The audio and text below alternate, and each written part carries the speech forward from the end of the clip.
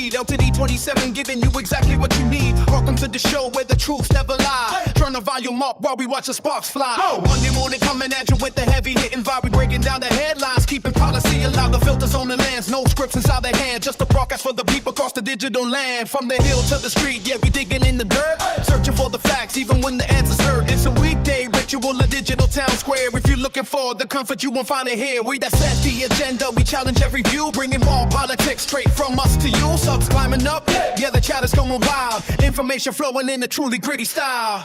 Run your mouth, let the people hear the sound of Teddy 27, we're the loudest in the town. Run your mouth, break the silence, take a stand. Politics and power in the palm of your hand. Run your mouth, yeah, we're live on the stream. The greatest commentary that you've ever seen.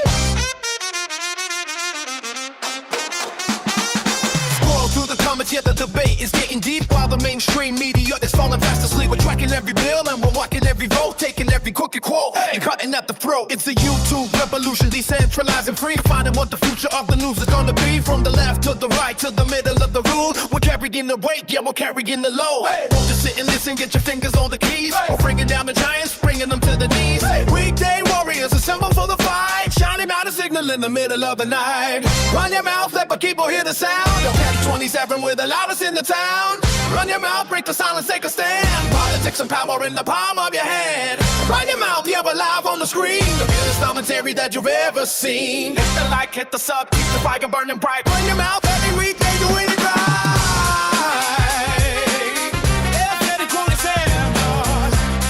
Woo! Woo! Yeah.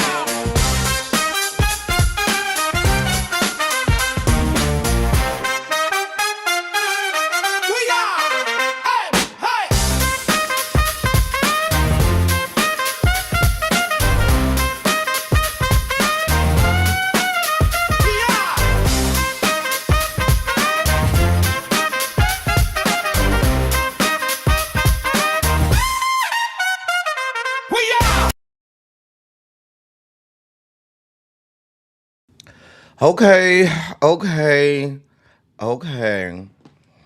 I am here. We are live. Hello, hello, hello. What up, what up, what up, what up, what up, what up, what up? All of that good jazz. It is Saturday. It is time for us to be silly. Y'all done had me up through the night doing production through the night. Child. Girl. Child, I was up last night getting stuff done for this damn live. I was up last night, y'all. I ain't gonna hold you. I was up later than I wanted to be. Let's just put it like that. But we have a phenomenal show, epic show waiting for you. Hold on. Let me check the coffee first, because the coffee is going to determine whether or not the show is going to be epic. Hold your line. Hold your line.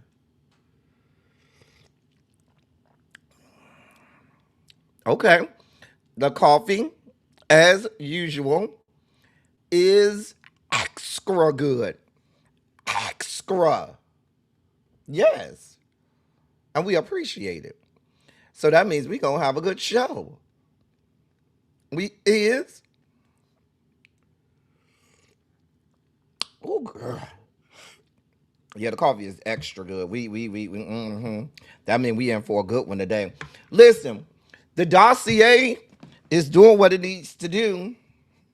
The ABC segment is doing what it needs to do. Let me look at the dossier. Yeah, we got some stuff. We got some shit to talk about today. Yeah, we got to talk about Nia Long. Oh, God, we got to talk about Wheelchair Jimmy is in the dossier. I got a segment in the Sugar Spike. I got a shortened Sugar Spike segment. I only got a few stories. But the last story in the Sugar Spike segment, I may drop the link because that last story is going to spike me out. And I know some of you all may have some things to say about the last story in the Sugar Spike segment. So I may drop it, but it's only going to be for like 5 or 10 minutes to give people a chance, to sound off if they want to. On that story, the last story we have in the Sugar Spike segment. Today, our gospel feature We are going to church today, not church, church, Chuch, church. That's where we're going today for our old school gospel feature today. We have a great year for this day in music. Um, rap, rap and hip hop songs. The year for that one, it's okay for me. Y'all might like it, but looking at the number one song, for that one, I'm like, because it's somebody I like. And of course, the palate cleansers are palate cleansering. So y'all know this is a long ride, baby. We got a long ride. Let's sit down and enjoy the ride, y'all. Y'all know we got a long time. Listen, sit back, relax, grab you something to snack on. Y'all know how we do on Silly Saturday. Grab you some breakfast or something to snack on. Unfortunately, I don't get nothing to snack on. I got to sit here and, navigate this whole train ride. God. I mean, I'll have my coffee. That's about it. But yeah, what's so funny is I've been drinking coffee on Silly Saturdays since the very first one. And back in the old days, I used to have a blue one. Who can go back to the old blue coffee cup coffee container that I used to have for my coffee on Silly Saturday? Oh, that's going back to the blue one back in the Texas days. Oh my God. When it was blue. Oh, I need a new one. You see the paint is peeling. I just need a new one of these. I'm gonna go buy me one. I'm gonna go buy a new one of these because this that doesn't look kind of good with the paint chipping and stuff. I'll go buy a new one. They be so expensive. Child. Grr. Anyway, y'all, are y'all excited? I am. Let me say hey to y'all, and then we're gonna go ahead and get this party started. Y'all know it take a long time. Hey, L and V, what's going on, boo? Hey, DPG. Tamara, as usual, is in the building. Hey, Marla Morris, I feel like I ain't seen you in a month of Sundays. And it's so good to see you. I'm glad to have you in the chat. Go ahead and take your regular seat, honey. We've been keeping it warm for you. Hey, Mia MJ. Hey, T Lee. What's going on? Hey, Butterfly, it's good to see you. Universal Goddess, you might want, when I drop the link, I feel like you're going to want to hop up on the link when I drop the link, Universal Goddess. I ain't going to hold you. I feel like you're going to want to. Hey, Miss Shorty B. Ellen, you probably going to want to drop the link too. You going to probably want to hop on the link too, Ellen. I ain't going to hold you. Demetria! Where you going, Miss Shorty B? Now, where is you going? Demetria, you know we weren't going to start without you. I'm just saying. Saturday in the park, I think it was the 4th of July. Mm. You had some creamers in your coffee. Oh. Mm. Hey, cross country cruiser, you say you in the bushes at work? All right, well, listen, don't let them work you too hard, okay? Do not let these people work you too hard. Y'all go ahead and click the like button so we can start to get infused into Al Gore's good algorithm. I know it's still early over on the West Coast. It's 9 o'clock over there, honey. And baby, they just cracking their eyes, honey. So y'all please go ahead and hit that. Like I said, hit the algorithm. Let YouTube and the algorithm know that we are now live and we doing the damn thing. Yeah. All right. Hey, Jocelyn. But yeah, y'all had me up last night. I was up last night doing production for this live. Jesus God. Y'all, if I tell you how long it take, Gabby Hager, what it do, girl? Child. Hey, crazy homebody girl. You going in the pool? Child. I need to be in somebody's pool. It's like 1,000,000 degrees outside. It's 90 degrees outside. Baby, if I crack that door, the way that sun is about to assault me, and I don't even want to go to a pool, especially if it's outside. Now, if it's an indoor pool, I might could do that, but I ain't going to nobody's outdoor pool. Because once you get out the water, the disrespectfulness of that damn sun, mm-mm, mm-mm. Oh, that's the lyrics from Chicago. So okay, I got you. Um, hey, Janae, good morning. Oh, your pool inside. Okay, good. Yeah, you good. 'Cause baby, listen. The way that sun's so disrespectful out there, baby, I'm not going out there. Baby, this the time of year. If it don't happen before 8 o'clock a.m. or after 8 o'clock p.m., it ain't happening. I'm not going. Even to get to the car, even to get to my car, I got to get out and get in that sun. Mm-mm. DPG said I walked the dog at 5:45. I'm trying to tell you, we not going out there in that disrespectful ass heat. Honey. Oh, I can't imagine people who have animals. Like, if you got to go walk the dog, like, how long does the dog need in between walks? Like, how long can your dog hold it before they have to be walked? Because I figure if I got a 12-hour window, I'm not doing nothing between 8 a.m. and 8 p.m. Won't I have to walk the dog at some point between that 12-hour period? Meaning I got to go outside and deal with the fuck shit. Child. I feel like during the from 8 a.m. to 8 p.m., that 12-hour period, I'm gonna have to go outside to walk the damn dog. Baby, the way I'll be like, baby, you better go out there and handle your own business. I ain't got the type of time. Poor dog don't got no sweat glands either. Just out there dying. Mm, mm, mm. It's raining up in the north? Okay. Baby, I'll take some rain. Baby, please come rain. Please. Let me check, because sometimes when it get real hot like this, it's not. Oh, it's supposed to rain at about 4 or 5 o'clock. I'm here for it. Here for all parts of it. Please, rain on me. Shout out to SWV. I'm just saying.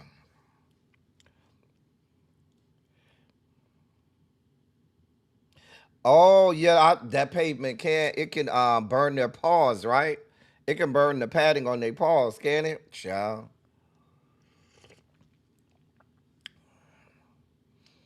Look at Janae. Janae, hey Janae with the Y. Janae said, baby, I ain't walking them bitches. Go on out there, Hannah. You know how to get out there. Go on now. I ain't got that type of time.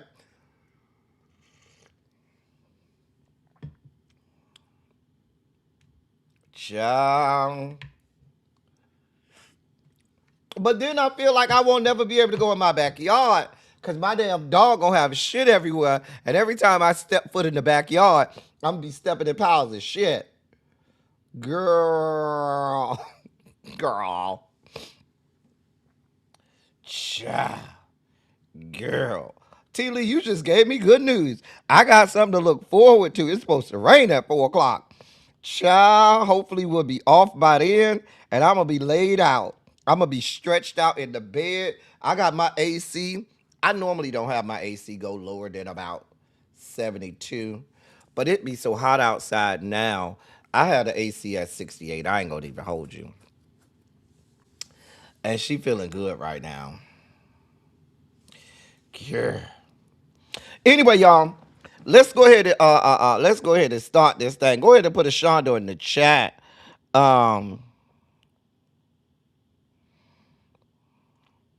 let's go ahead and put a Shondo in the chat. I got a bunch of stuff to watch today when we get off. My best friend, what did he tell me to watch? Strong. He said, go watch Strong, I should say, on Peacock. I think he said Halle Bailey is in it. And Lynn Whitfield. So I got to go watch that. I told you I got a couple shows on Netflix that I'm going to go watch. So I'm going to do all of that today. Also, don't forget tomorrow is our annual Pride Month panel.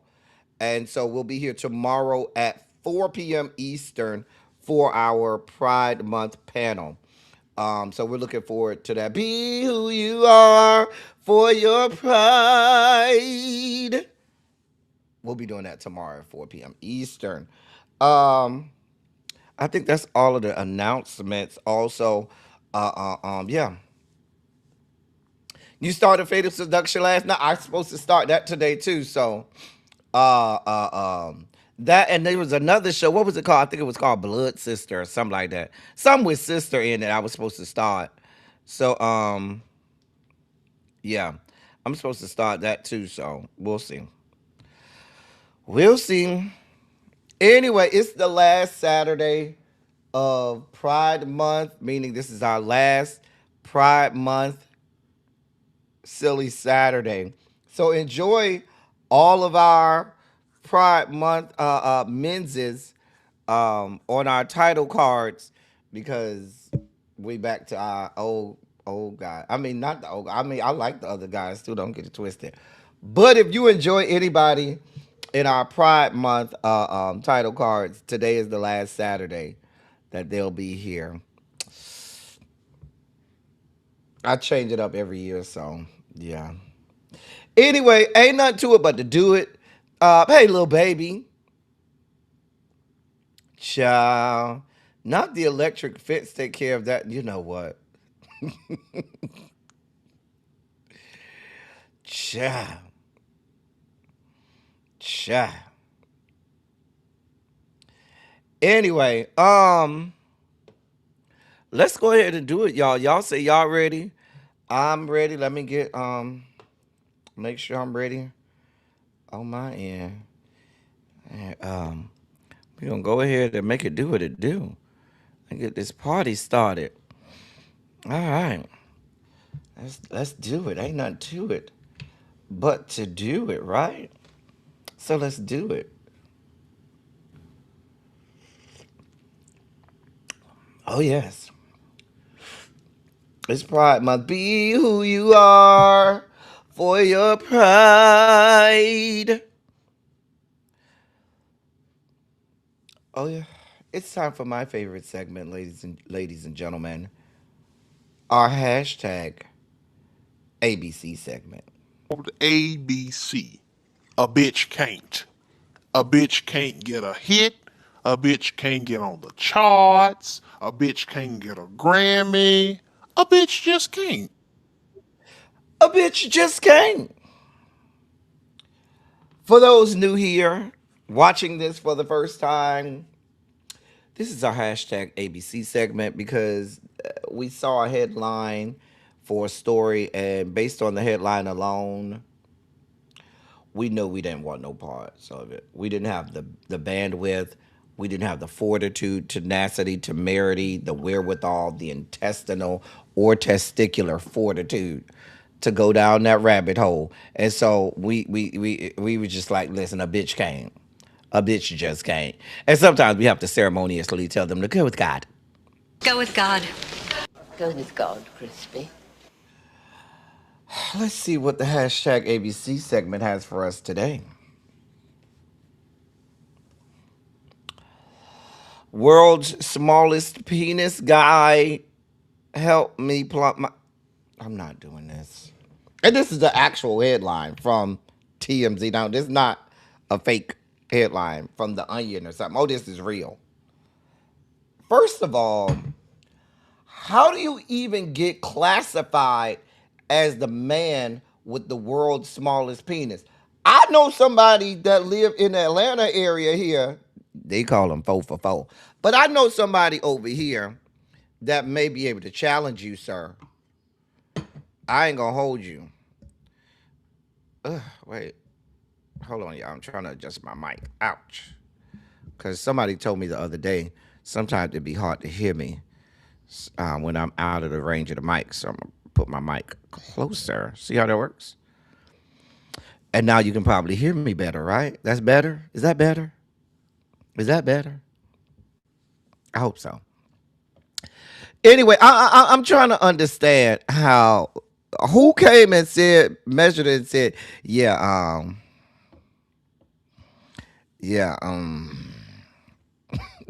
what, little baby, what? What? Hey, Terrence, what's good, bro? Oh, boy, listen, y'all over there wrestling. Y'all got all this wrestling going on. Wrestling. Quit all that wrestling. Child. Mm-mm.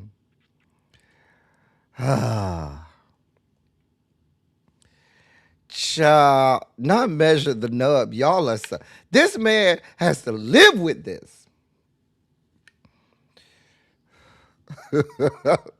Justice for company jet, babe. I'm gonna eventually call him because I never went on the company jet yet.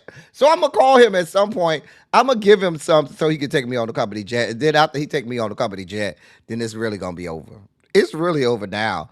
I'm just gonna call him at some point. He texted me like last week or a week before last. How you doing? Fine. You know them one word answers mean bitch, leave me alone.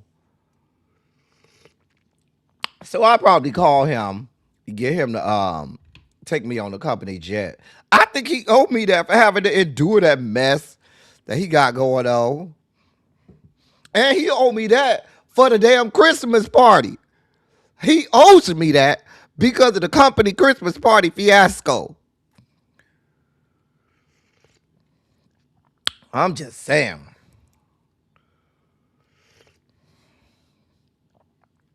There they go. They over there wrestling, y'all. Hey, friend. Maybe they over there wrestling.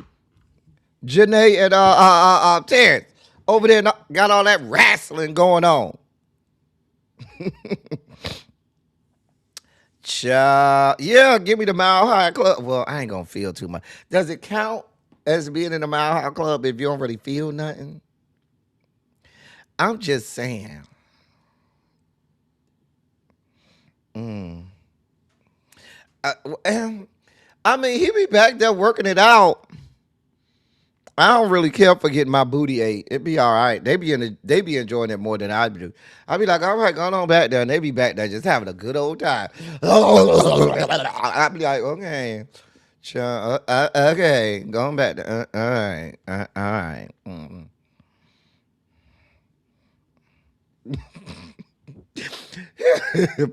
Sir, we don't have nothing for you and your nub that you got going on over there, sir. Okay, sir, go with God. Go with God. Go with God, Crispy. Fat Joe says the Roots exclude him from hip hop celebrations they help organize. Quote, I don't know why they don't pick me, end of quote. You want to know why? Because they don't want non-black people using the N-word. You rat-ass bastard. That's why the fuck they don't pick you, bitch. I would never pick your raggedy ass. Because you feel like it's okay just to throw nigga all over the place. And they said, no, bitch. You can't be around here with us. If we planning to cook out, no, bitch, you can't come. Disrespectful ass bastard. I'm sorry, I got mad a little bit. I'm sorry. Oh, my apologies. I'm sorry. Oh, I felt that one. Oh, I felt that one.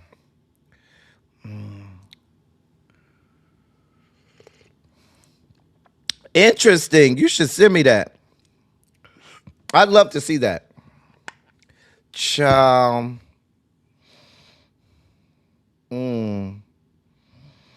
Child. Y'all go get him. Please go get him. I don't have time. Who gonna go over there and explain it to him? Who's gonna go over there and talk to him and explain to him? We don't want you here. You just be inviting yourself to shit. That's why they don't include you. That's why they don't send you the address to the cookouts that they plan. And that's why they tell bitches, if that bitch come in the car with you, you and him go end up leaving. Cause you gonna get your invite rescinded as well.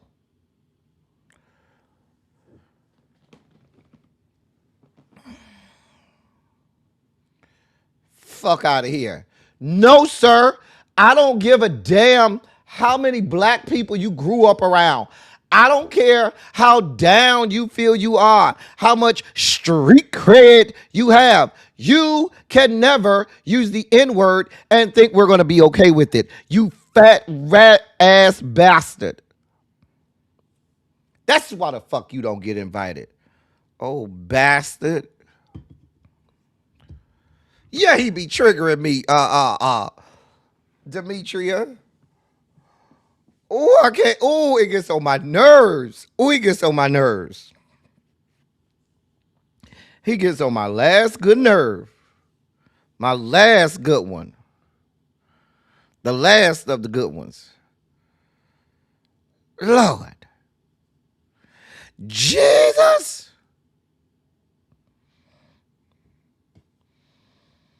Let me move on. Go with God. Go with God, Crispy. Willie Taylor claims Day 26 would have smoked B2Gay, and I can't even say B2Gay. Listen, y'all, I didn't even try to say B2Gay that time. I really tried to say B2K, but I've been calling them B2Gay so long. I don't even think I can't even say B2K without saying B2Gay. I have to slow down and say B2K. Cause I've been calling them B2Gay for what? About however long they've been out, 20 years now. So they always gonna be B2Gay. Anyway, they would have smoked B2Gay and Pretty Ricky and baby. Only thing y'all smoking is the dinner plates. Let's be clear. That's the only thing y'all around here smoking. Y'all smoke the dinner plate, the breakfast plate, the lunch plate, the late night snack plate. That's all y'all smoking. Y'all only got like what, one song, maybe two? Who's listening to Day 26 like that? Like, I don't see people exactly waxing nostalgic saying, girl, you remember that Day 26 song? Girl, that was my shit. No, we're not doing that. We're not. Sorry. Maybe somebody is. I don't know. Y'all might have some fans out there. I don't know. Lil Baby, this is your era. Is these your people? Hey, Jay Parrish. I mean, these your baby, these your people, Lil Baby. You agree with this?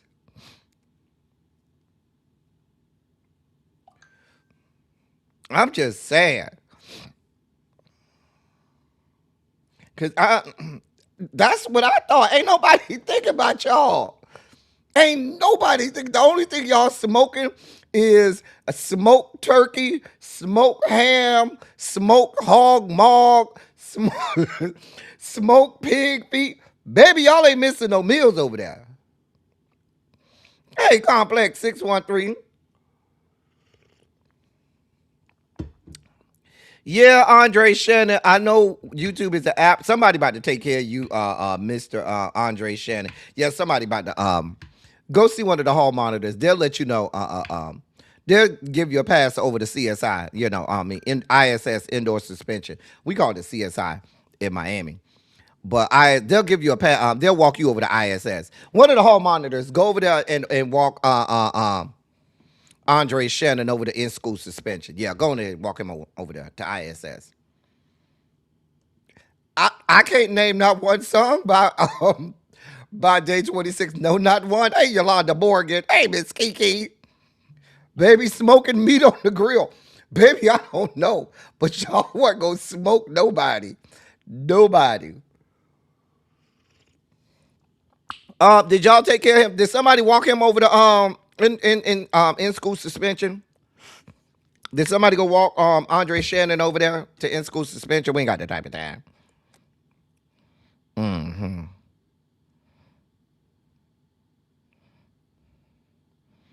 I got it, Janae. I got your text.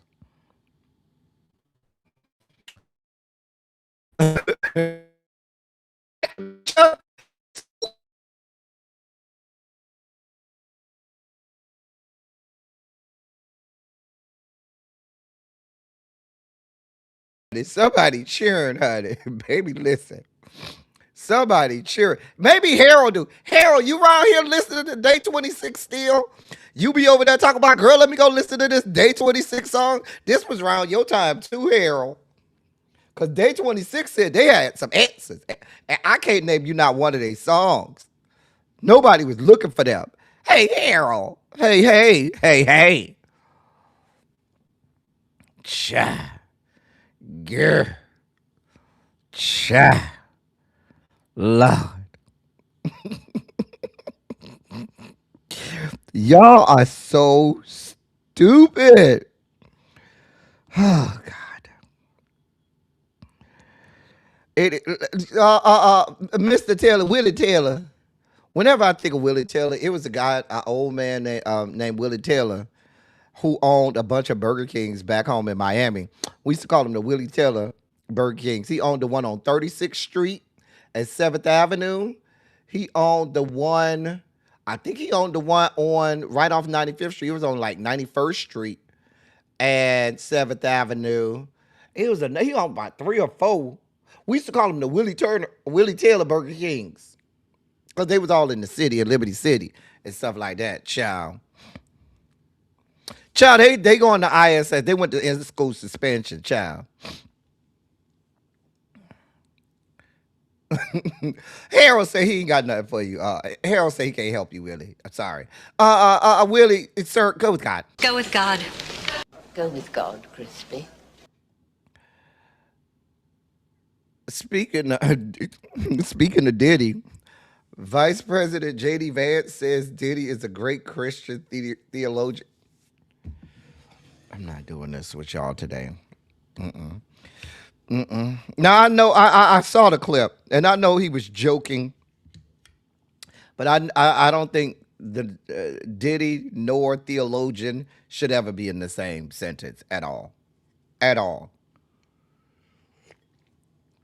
But he did say it out his mouth. I heard him. I ain't got that type of time. I mean, I don't have that type of time. I don't have this type of time. I don't have this type of time. Girl, I don't have it in me. That's why this is in the goddamn hashtag ABCs. Holy baby oil. Baby, don't let Diddy anoint you with no oil. It's going to be baby oil. He ain't using that all extra virgin olive oil, okay? He is using the baby oil.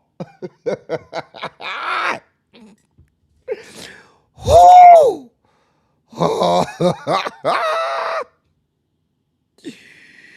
Oh, God. I can't do this. Child, that mascara is seeping into his brain, honey. Baby, that eyeliner is doing something. I'm telling you, it's getting seeped into the brain. Oh, God. Whoo! Jesus, I can't do this with y'all. I can't do this with y'all today. We ain't even got started good yet. Y'all already clouded. Oh, we finna have a good show today. I'm trying to tell you, we finna have a good show today. Hey, Green Girl. Green Girl, they already in here clouded.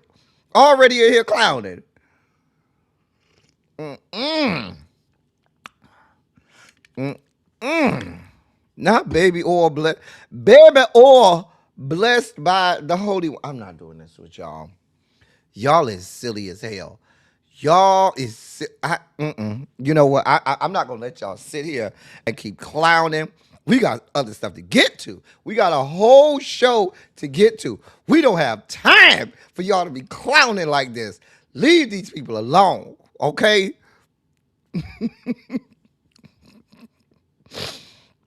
You know what? Since all y'all talk about theologians, you know what? Go with God. Go with God. Go with God, Crispy. Nope. Not doing it. Nope. Can't. No. I'm not even gonna read this headline.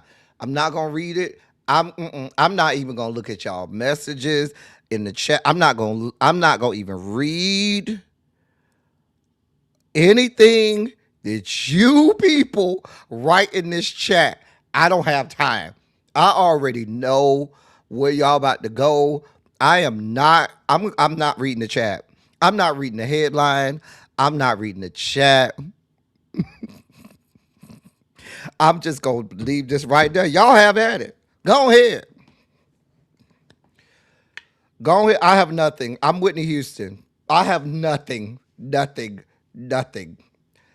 Don't make me close one more door. I don't want to hurt anymore because I don't want any parts of Billy Porter learning how to be a bottom, hiring escorts. Baby, I ain't got this type of time. I don't have to do. I'm not reading the chat. I'm not doing it. Nope. I'm not playing with y'all. I'm not. Hey, Shy, what's going on, boo? I'm not doing this with y'all. I'm not doing this with y'all. Nope, nope, nope, nope. Nope, nope, nope. Can't do this with y'all today.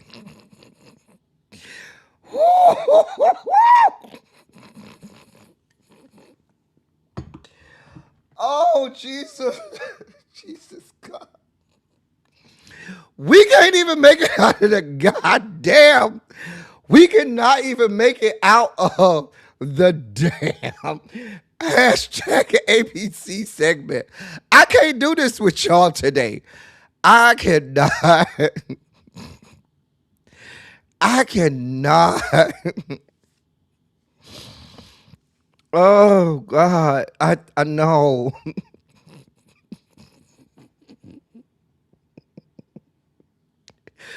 Oh.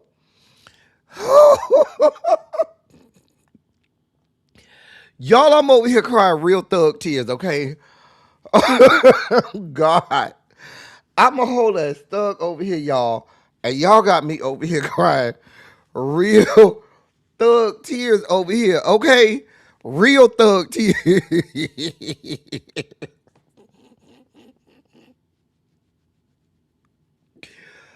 Oh, God.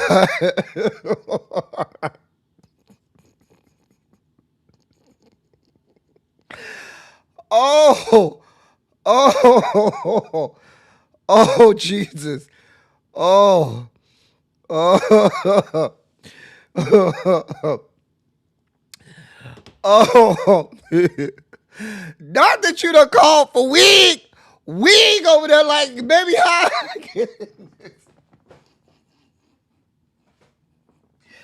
Oh. Wig over there. Wig say, baby, how?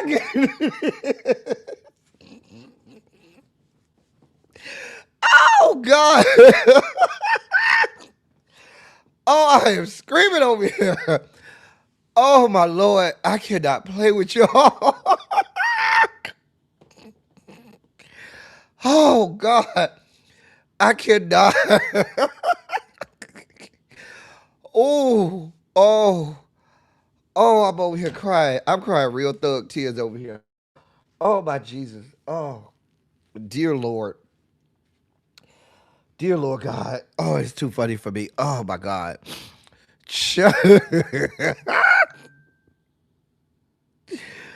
Whew. Hey, D, what's going on?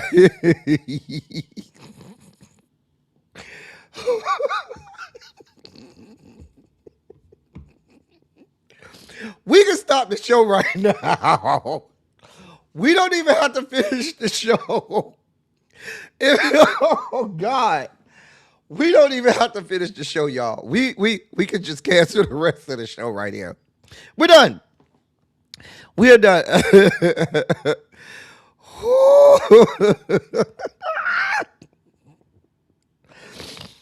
Oh.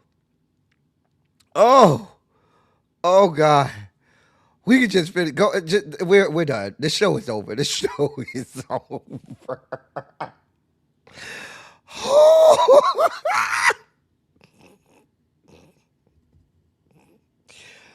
Oh, God. I cannot. Oh. Oh, I'm over here crying. Butterfly, I am over here crying. Real thug tears over here. I cannot. Oh, dear God. Oh, I needed that laugh. Dear Lord.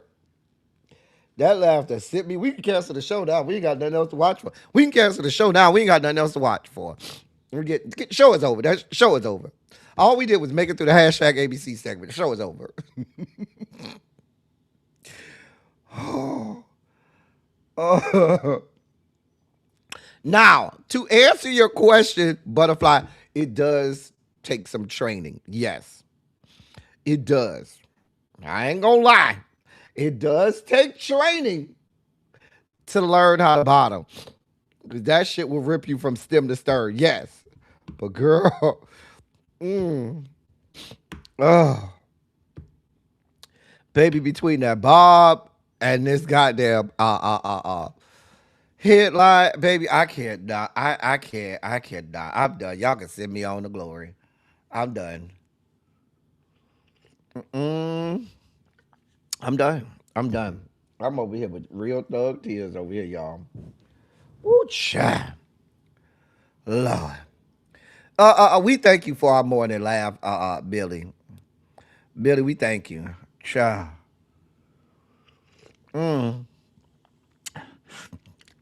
Baby, I saw this headline earlier in the week, and I said, oh, let me save that for Silly Saturday. That is a Silly Saturday. Hashtag ABC, honey. I said, no, ma'am, we got to say that for Saturday. Girl. Child. Lord. Oh. Ooh, child.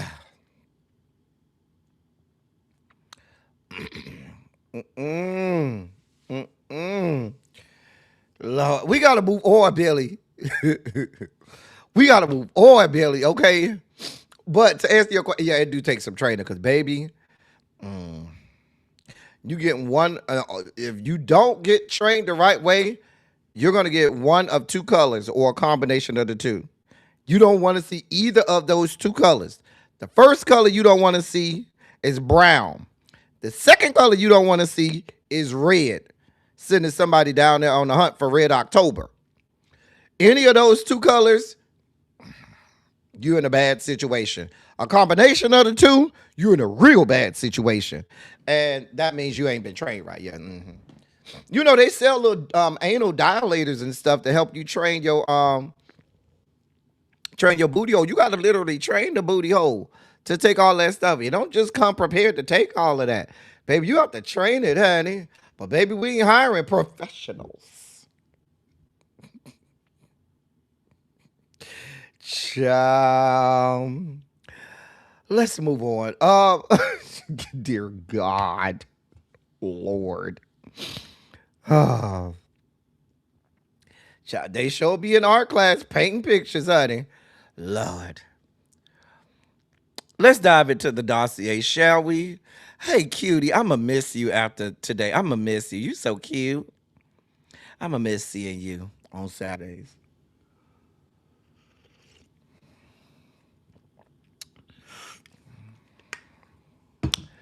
No, he shouldn't do nothing with me. Stay the fuck away from me. No, God. Child. Lord. Lord.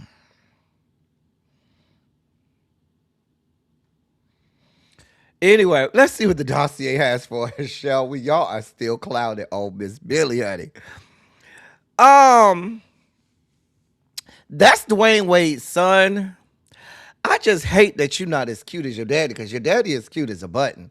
And you know your daddy been fine for a long time. I don't know what happened, honey. Maybe you. And I see your mom. I seen your mom before. Maybe just a combination. Dwayne and your mama just didn't make a good combination. You know they say pretty people make ugly kids and ugly people make pretty children. That's why when people say, "Oh, that's a real pretty baby," or "Oh, your baby's so cute," baby, I don't want to. I don't want to know if you can make a cute baby. Can you make a cute adult? Is the question. That's the question. Damn, if you could make a cute baby. Everybody call babies cute, even when they're ugly as hell. Can you make a cute adult? That's the question. We're not here to really talk about Zaire Wade and whether or not he's a cute adult, because he ain't that cute. I ain't gonna hold you. Bruh, you are not that cute. Matter of fact, he was just, when was that, last month? He was around here showing his meat everywhere. Remember last month? Was that last month? Where's Xavier when I need him? Xavier probably remember. I think they put it in the members only chat. He was around there showing his meat everywhere and stuff. I was like, boy, go sit down somewhere, okay, with your ugly self. Child. Don't he look old? Child. Anyway, um, baby, his mama is the other. Not his mama is what's her name? Siobhan or Siobhan, something like that. Siobhan, the Dwayne Wade first wife. Mm-hmm. Yeah, what was her name? Siobhan or whatever. They was like high school sweethearts or whatever. The one who's still trying to get money out of Dwayne. Her. So, what happened with him?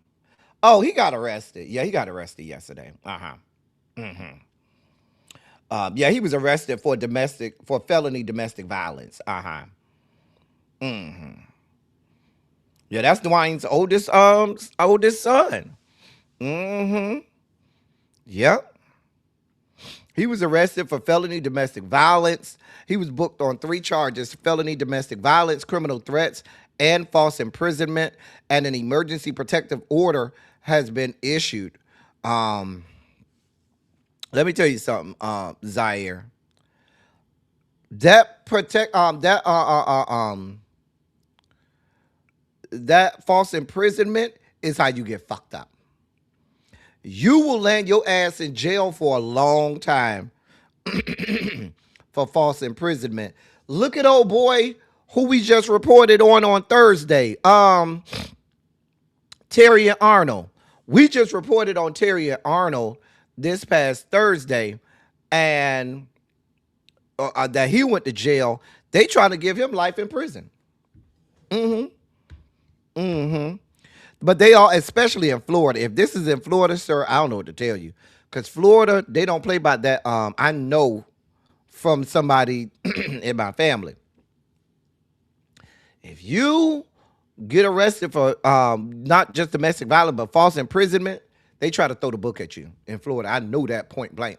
So you might find yourself in some. You better go talk to your daddy, have him get you the good lawyer, sonny, because I don't know what to tell you.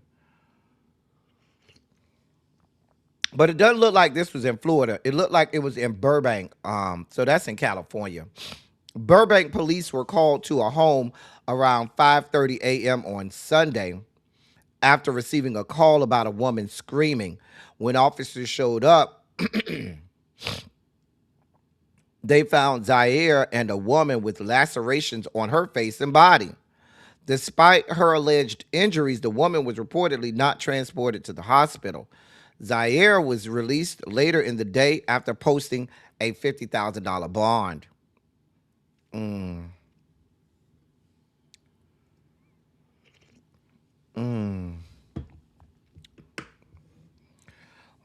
Sir, I don't know. I ain't got nothing to do with it. I don't, Zaire. I don't know what to tell you, sir. This not looking good. Yeah, that's her name, Siobhan Funches. But yeah, that's the first wife. Yeah. Zaya ain't got no twin. Zaya, Dwayne Wade ain't had no twins. At least I don't think he did. No, Dwayne ain't have no twins. Not that I remember. But yeah, sir, you too ugly to be beating on people. I know your daddy fine as hell, but sir, you're not your daddy, okay? And your daddy can't even get away with beating on nobody. I don't give a shit how fine you is.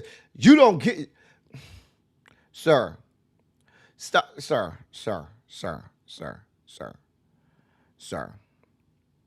Go sit your ass the fuck down somewhere. Now your daddy got to go over there and be bothered with you and all your fuck shit. Aren't you supposed to be trying to play basketball? You was over there in the G League and stuff. You over there living off of your parents, off your daddy, name and things like that. See, that be the problem. I have no problem. Here's my thing, and I'm gonna say this. I have no problem with parents earning an amount of wealth passing and earning generational wealth, passing it down to their children so that their children can do right by themselves. That's the American dream. That's what you want. Problem is, a lot of these raggedy ass kids, they sit up there, they be spoiled, they don't have no work ethic, and they don't earn it on their own. They just feel like, well, my daddy, my mama got all of the money, so all I got to do is sit here and spend all their money and not be shit. Bitch, you need to do something. You wanted to play basketball. Okay, you needed to be in the gym a little more often and get to develop your skills a little more often. Your daddy got it out the mud. Over there in Chicago. Then he went on to Marquette. Then he went and got drafted by the Heat. Won multiple championships. He got it out the mud. Had a championship before LeBron got there. Did. But a lot of these kids, you see the kids of these stars and entertainers, bitches be sorry as fuck. And always doing shit and be looking to get saved by their parents and all of their money. And these will be the ones, the parents get old and get sick and they run through all of their parents' money. And now what was designed to be generational wealth and where they were supposed to capitalize on what their parents did and the parents' hard work and keep it going and grow the family's generational wealth exponentially for generations to come. These sorry ass bastards with no skills, no work ethic, no anything, just there to live off the fame, spend all of the money, and be looking for people to get them out of trouble. Yeah, been handed to a lot of them, friend.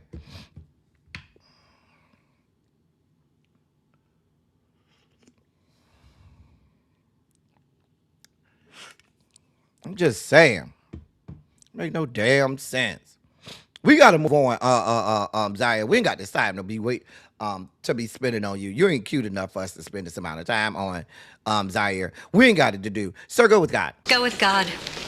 Go with God, Crispy. Well, then there's this. So Nia Long,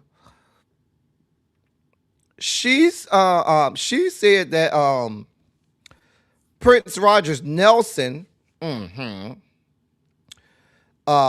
a pass at her, wanted some of that, good, wanted some of the cuter, wanted her to run him that cooch. And she turned him down.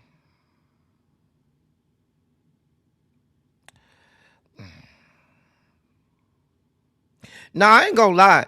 I probably would have turned him down. Prince wasn't my type, baby. He couldn't come over here trying to do nothing. I'm not the type of girl that sleeps with people just because they got money or fame. Prince wasn't my type, honey. He couldn't have got nothing over here. I ain't gonna hold you. But Nia Long was over there down to Angie Martinez's podcast.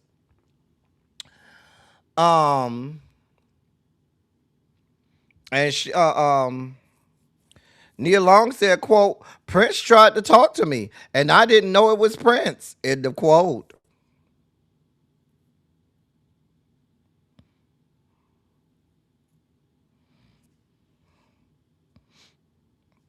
She said her friend tried to tell her that was Prince, and she after they left, and she said she told her girlfriend, why didn't you tell me before we left the building, in the quote. Say Prince was trying to talk to her.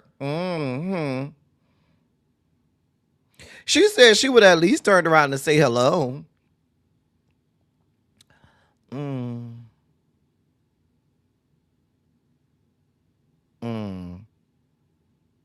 I'm sorry, Prince. I'm sorry. Now y'all gonna say I'm wrong. Y'all gonna say I'm horrible. I'm sorry. Prince couldn't have got nothing. He wouldn't have got nothing. He wouldn't have got nothing. She said she know. Baby, I don't know. Baby, I wasn't there. Y'all call it BS. Y'all say she lying.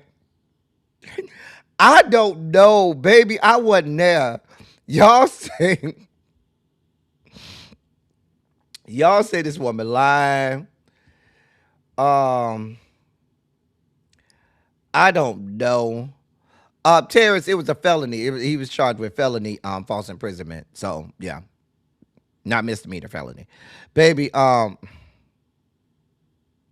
Why y'all say that lady lied? No, I think Prince probably had a big old piece of meat. You know, he was a little short little leprechaun. You know, them little leprechauns. Prince was real short. Prince was like, what? How tall was Prince? Maybe about 5'2", 5'3". He went, let me see. How tall was Prince? 5'2". I told you he wasn't that tall. You know, them little leprechauns like that, they be packing a wallop. Them bitches be built like a tripod with 3 legs. I'm just saying. The woman said she knew it was him. She said I probably would have turned around if I knew it was him. My girlfriend had to tell me that was Prince, and I ain't know. Maybe she couldn't see him because you know he's so short, and she was looking over his head and stuff. I don't know. No, I don't want to feel them silk blouses. I don't want you to come over here with your ass out and shit. Okay. Bitch is coming up in here talking about he wants some parts of me, his ass all out. No, ma'am. No, God. Hell, you letting Prince blow your back out with his ass out?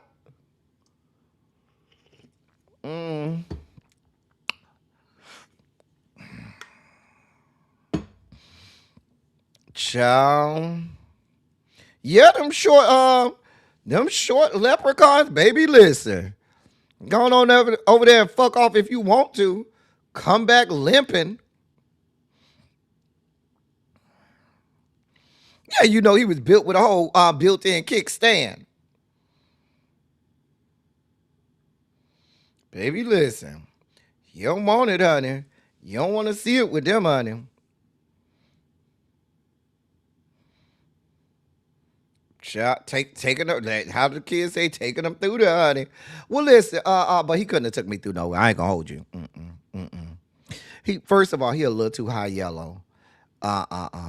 Secondly, it's just a little too much femininity for me. I'm not opposed to having sex with somebody that has femininity and feminine energy because I'm into people's energy. But Prince wasn't. He wouldn't have been one of them. He just aesthetically didn't do it for me like that. Like he just aesthetically not my type. Nope. Nope.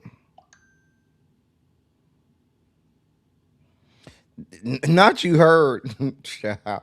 You know Atlanta is filled with the film tops, honey. Child. They do say that's the new thing, film tops, honey. Y'all let me know how that works out. Oh, I know he probably, baby, they say he was knocking them down. He's just not my type.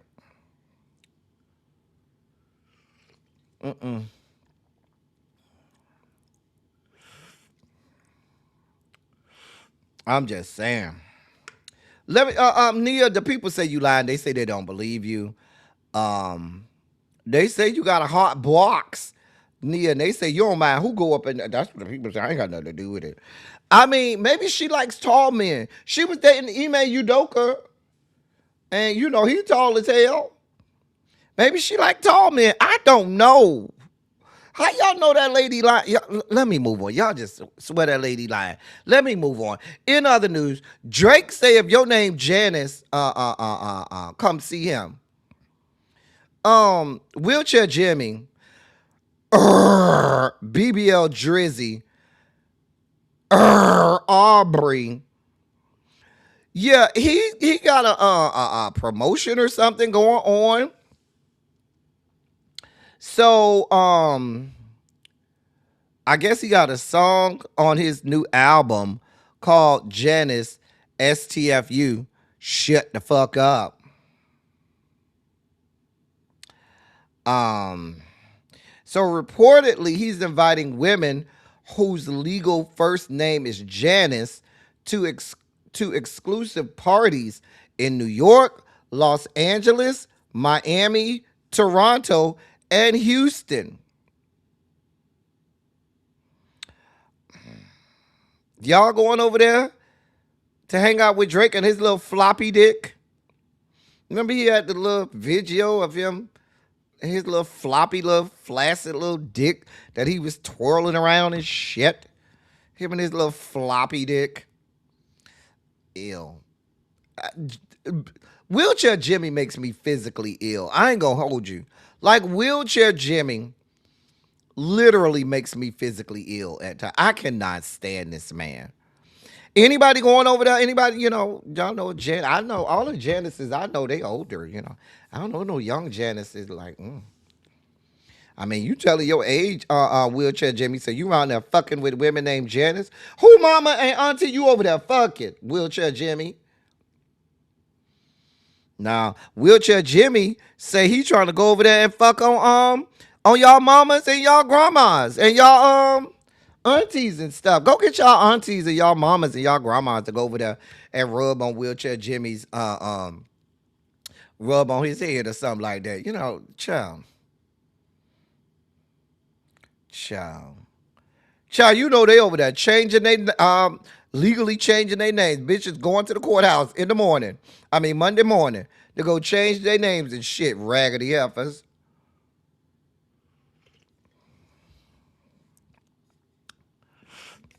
I hope it go left, DPG.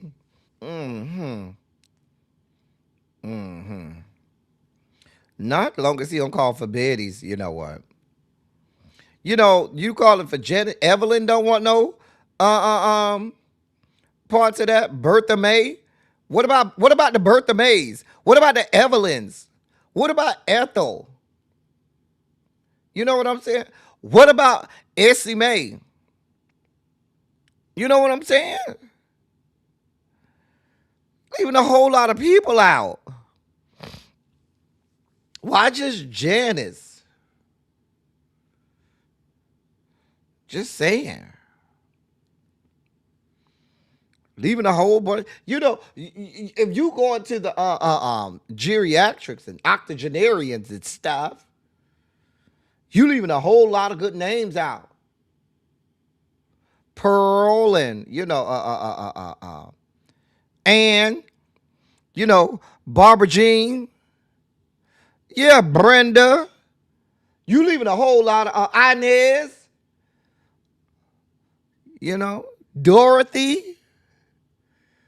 You go with all of the caravans names. Shirley, Dorothy, Albertina, Inez.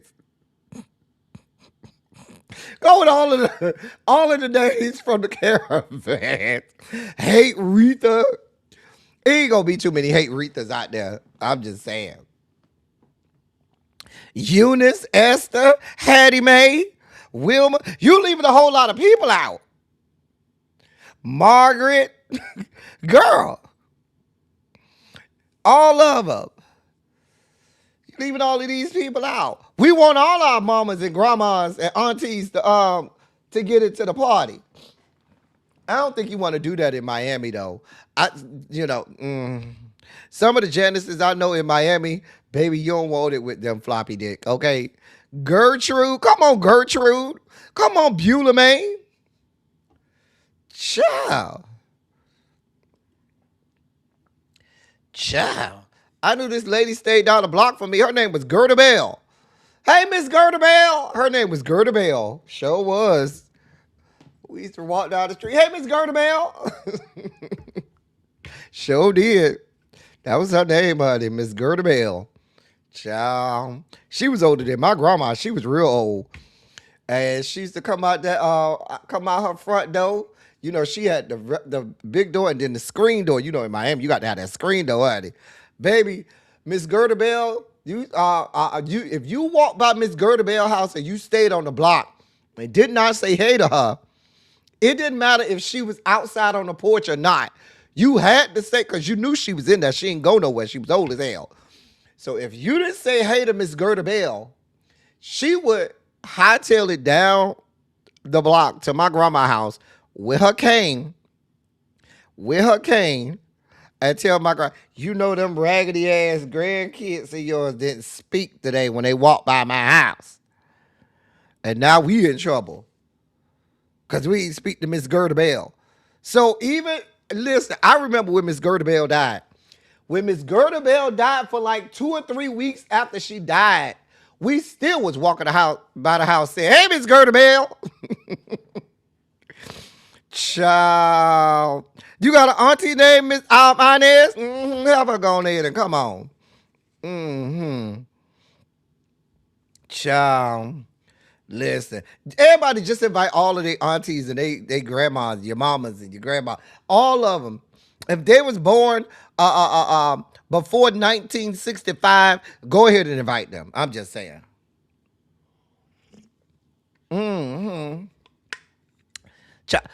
Floppy dick, wheelchair Jimmy. I don't have time. I don't like you like that, sir.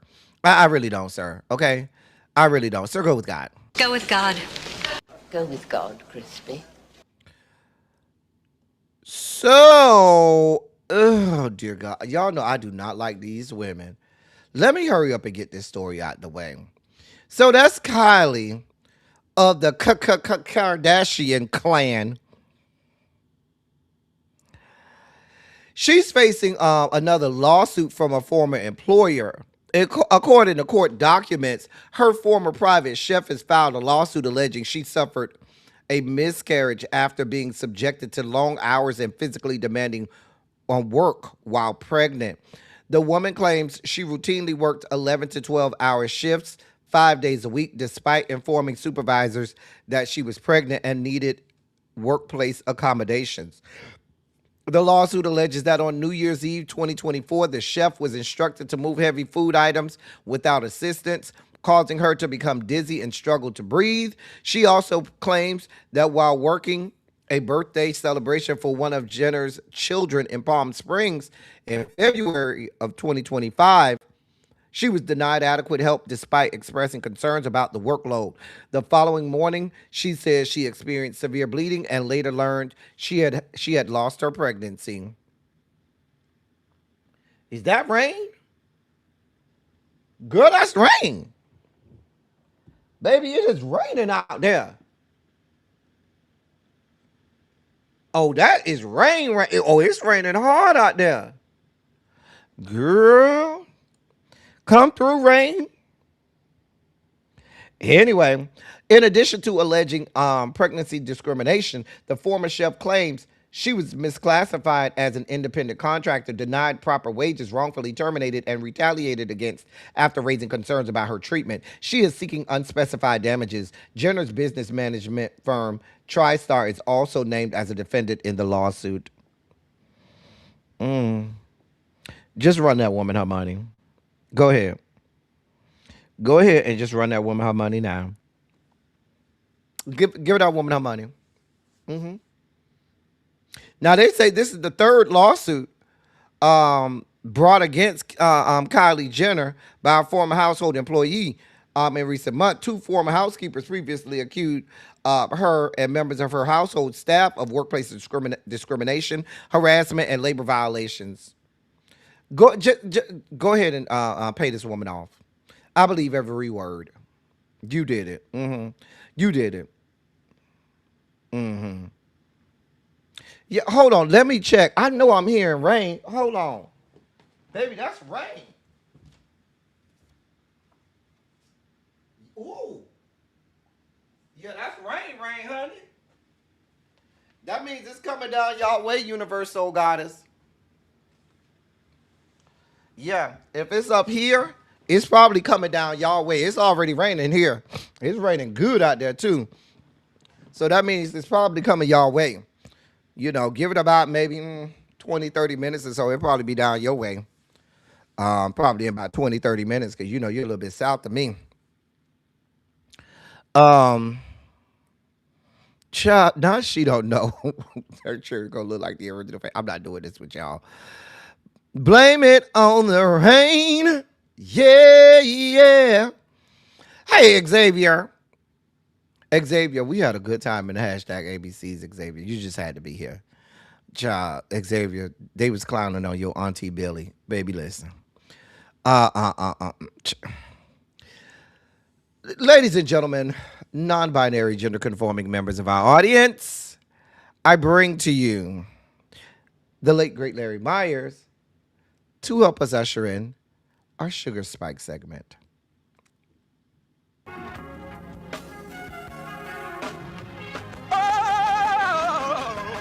Oh, God. You see, this is the part that I like. Major Sugar Spike. So love the world. I want to fight. That he gave, his only begotten son. Major Sugar Spike. And shall ever believe Major Sugar Spike. they shall not perish, but have everlasting life. Taste the biscuit. Jesus. Thank you, Larry.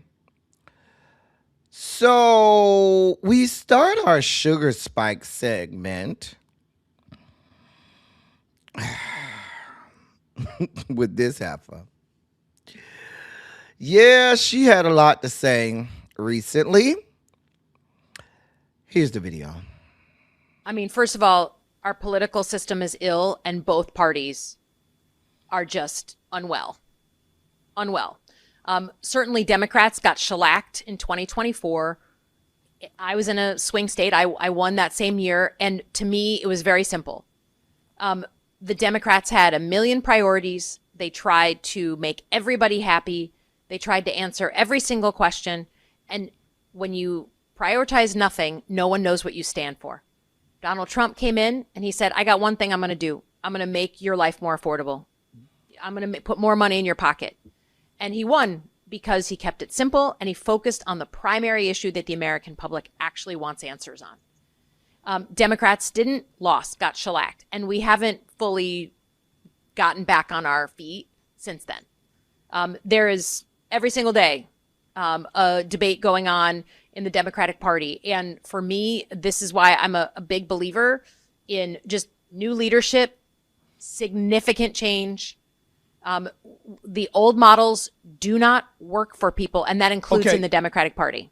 When you say new leadership, what do you mean by that? You're not just talking about Trump being out of office. You're talking about new leadership within the Democratic Party as well, are you not? Absolutely.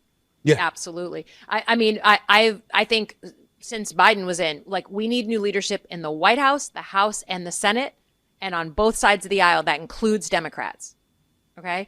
And I think we have literally found ourselves in a situation where we just don't have people who understand the moment and understand what leadership means. That you chart a course and you explain to people, how are we going to get from this dark moment to a better place? Instead of just circular firing squad, right. Dem on dem violence. No one is talking about what they want to do, and that to me is a fundamental of leadership. Now, Senator Slotkin, you do know. I want to make sure that I give you cover here. Let everybody know. Let me make sure you're clear. When you talk about new leadership, well, Hakeem Jeffries is the Democratic leader in the House, and Chuck Schumer is the Democratic leader in the Senate. When you talk about new leadership, that would mean they're out in favor of somebody else. Is that what you're saying? I'm saying if people can't understand that the game has changed, I mean, this is you. You're the sports guy. If people can't understand that the game has fundamentally changed and they can't adapt, then they need to let others lead.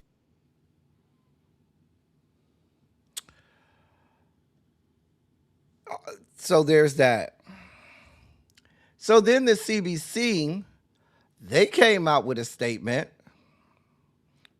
These people love, strongly worded statements. This is the statement from the CBC chair, Yvette D. Clarke, and former chairs Stephen Horsford and Joyce Beatty in response to comments by Senator Alyssa Slotkin. Quote, with respect to Senator Alyssa Slotkin, House Democrats don't need a lesson on reading the political moment from someone who handed Donald Trump one of the most corrupt cabinets in American history. Voting to confirm Kristi Noem, Pam Bondi, and 5 other Trump cabinet secretaries is not the posture of someone who, quote, understood the moment, end of quote, after 2024. Before attempting to weigh in on House Democratic leadership, Senator Slotkin should account for her own role in enabling a racist administration whose policies have caused profound harm to the safety, security, and economic well-being of the black communities that we represent. Democratic leader Hakeem Jeffries has worked tirelessly to hold the line for working people every single day and has led the Democratic caucus with discipline, clarity, and results. We're focused on delivering for the American people, not relitigating the leadership from the other chamber or posturing for higher office in 2028. The Congressional Black Caucus and House Democrats are united behind Leader Jeffries and remain focused on lowering costs for working families, defending our democracy, protecting fundamental rights, and taking back the House majority this November, not engaging in distractions that only serve to divide Democrats at a moment when unity and resolve are essential. End of quote. Let's try to thread the needle here, shall we? First of all, parts of your message might have been good, Miss Slotkin. You're the wrong girl. Now, that first paragraph of what the CBC said was great. Once they started talking Hakeem Jeffries, baby, you missed me with that. Everything, once y'all mentioned Hakeem Jeffries, y'all can skip me with all of that. Now, like the CBC said, bitch, you was the one, Alyssa Slotkin, voting to confirm members of this cabinet. That was you. That was also you, because we played the video here on this platform where you were going off on members of your own constituency at a town hall when they simply asked you a question about Israel, and your stinking ass went the fuck off and lost it because people who are voters that you claim want change, those are the people you're not listening to. Now, do we need change? Absolutely.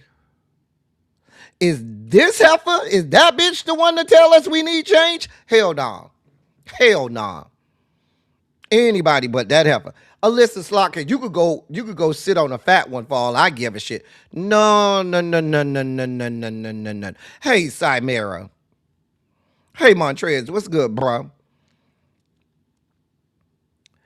Now, I told you the other day, Cymera, because most of the CBC are establishment Dems.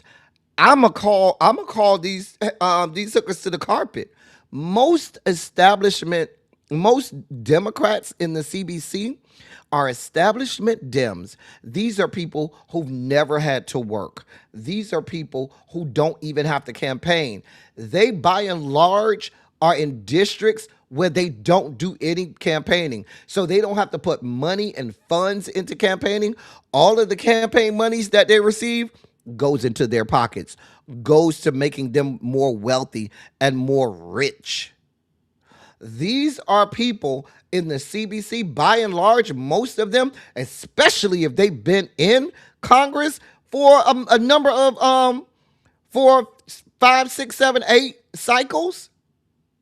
Oh yeah, these are people that ain't trying to do it. They're going to go along to get along. They're going to vote party lines. They ain't going to make no fuss. They're going to do whatever they're told to do, long as they continue to have the backing of the Democratic establishment, and they ain't got to do no damn work.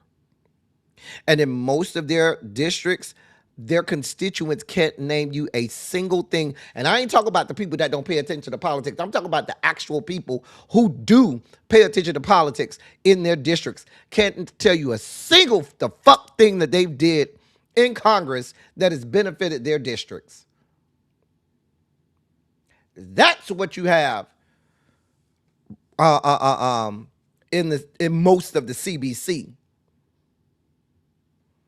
So that's why you ain't gonna never see them go against Hakeem Jeffries and his fuck shit. And then they'll browbeat us as constituents and say, "Oh, how dare black people root against another black person? He's a black person. You're supposed to vote for him and not even think about it." Fuck that. Bitch ain't doing shit for us.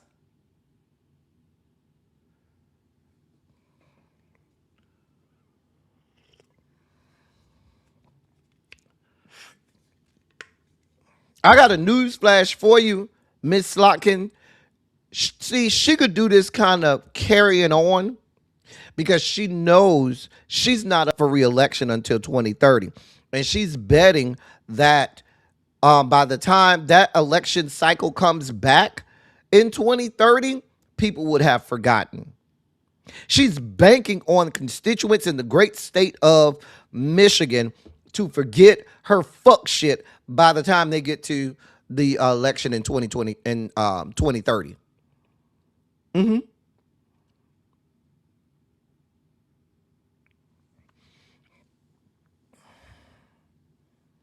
But yeah, both of them said things right, and both of them have things wrong. Let's be clear. Once you go on a show like a Stephen A. Smith, Alyssa Slotkin, you can miss me with that. I'm not trying to hear nothing you got to say. Nope. Because you know exactly who you're speaking to, and you're by and large not speaking with most of your constituents or most of the people who align with your party.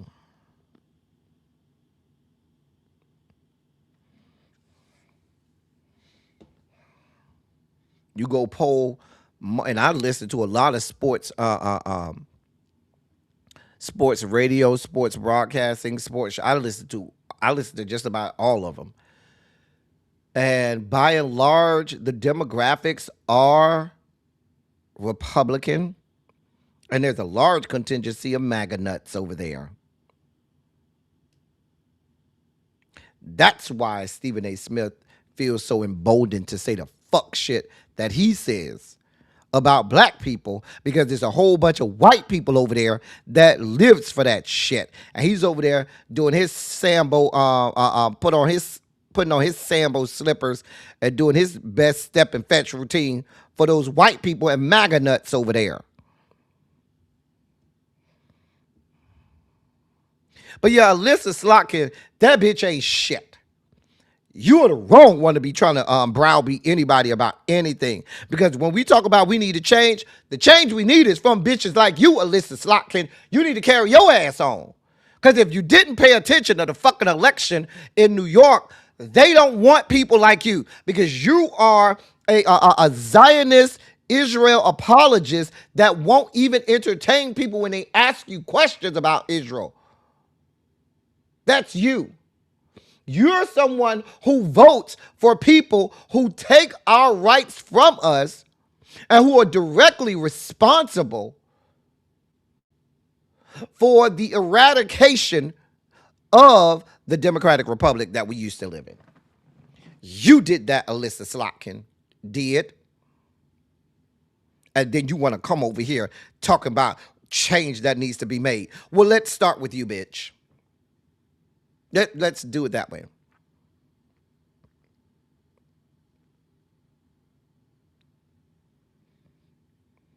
I'm just saying. Bitches done lost their damn minds.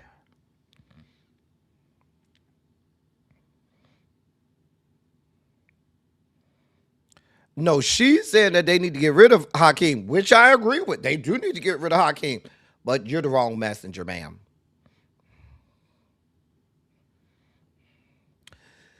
In other sugar spiky news, Pete Buttigieg had a situation. Former Transportation Secretary Pete Buttigieg was the target of an anonymous report that police determined was false, and that he says forced him to spend a night away from his four-year-old twins. According to Pete, a Michigan State police officer and a Child Protective Services worker came to his home in Traverse City, Michigan, after they received an anonymous report alleging he posed a danger to his children. Authorities arranged forensic interviews for his twins and instructed him not to be alone with them until the interviews were complete. Buttigieg described the 24-hour ordeal in a Substack post as, quote, among the darkest hours of my life, end of quote. Michigan State Police, in a statement to the Associated Press, said that they received an anonymous report and that and Child Protective Services responded and determined the report was false. Buttigieg said investigators told him the anonymous caller claimed he had confessed years earlier to violent crimes during a chance meeting in Alabama.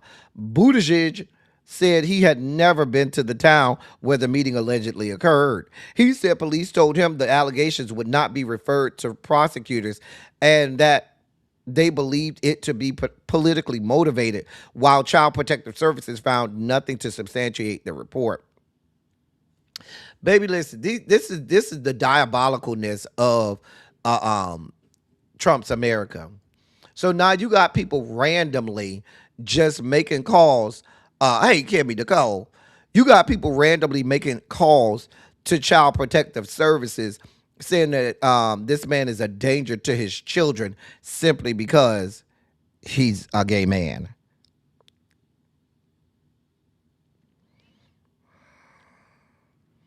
Well, they're never going to tell him who the anonymous source was.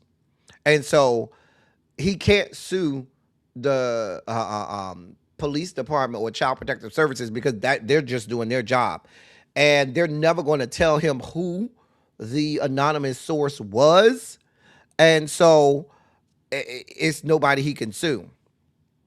And the other thing is, these things can go on perpetually because you got these bigots out here that once they hear the story of this happening, it emboldens more and more people like those idiots to do it more often. So it's another form of terrorism. It's domestic terrorism. You want this man to be living in fear and terror that at any given moment, Child Protective Services and the police are going to show up at his house to snatch his kids with these anonymous tips. And now he can't even sue anybody. It's a shame. It's a mess, but this is the country that we live in now. Well, Texas will be Texas. So, the Texas Board of Education approved a book list that would make Bible passages and stories required reading for millions of elementary and middle school students. Traditionally, reading lists are chosen by individual schools and teachers. Texas is home to about 5 million public school students, about 11% of the nation's public school population. The New York Times reports that the list will lean into the priorities of the state's Republican-led school board. The list stems from a state law enacted in 2023 that requires education officials to pick at least one literary work for each grade level. This list names multiple for each grade. Teachers will still be able to teach books that are not on the list, but those will have to be in addition to the state-chosen titles, not in lieu of. The new required reading will put focus on classics like Charlotte's Web, Great Expectations, Hamlet, and others. Education officials in Texas who back the plan argue that the Bible is essential literature for understanding American history, which is why they've included on the mandatory list.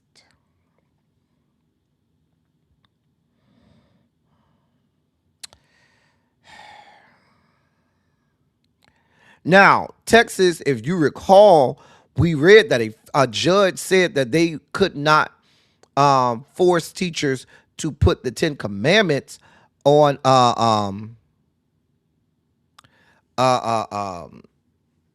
the walls in the schools. Then they appealed that ruling and went to the appellate court, and the Fifth Circuit, where democracy goes to die, that the Fifth Circuit, a judge there ruled that Texas could force teachers to display the 10 Commandments. It's been back and forth with that. Excuse me. So now in the latest chapter in this saga, it's now required reading that every student in Texas public school system must in K through 8 has to be read the Bible. Even though, according to Pew Research Center, one in every 3 Texans do not identify as Christian. Also, in direct conflict with the fact that in the fucking Constitution, it clearly states that there is a separation of church and state. But what do you expect? This is the same Texas that in science textbooks teach creationism as opposed to evolution. So they're teaching kids in Texas that the world is about 6,000 years old or 8,000 years old or whatever. Like, this is the idiocy that we have. Way to go, Texas.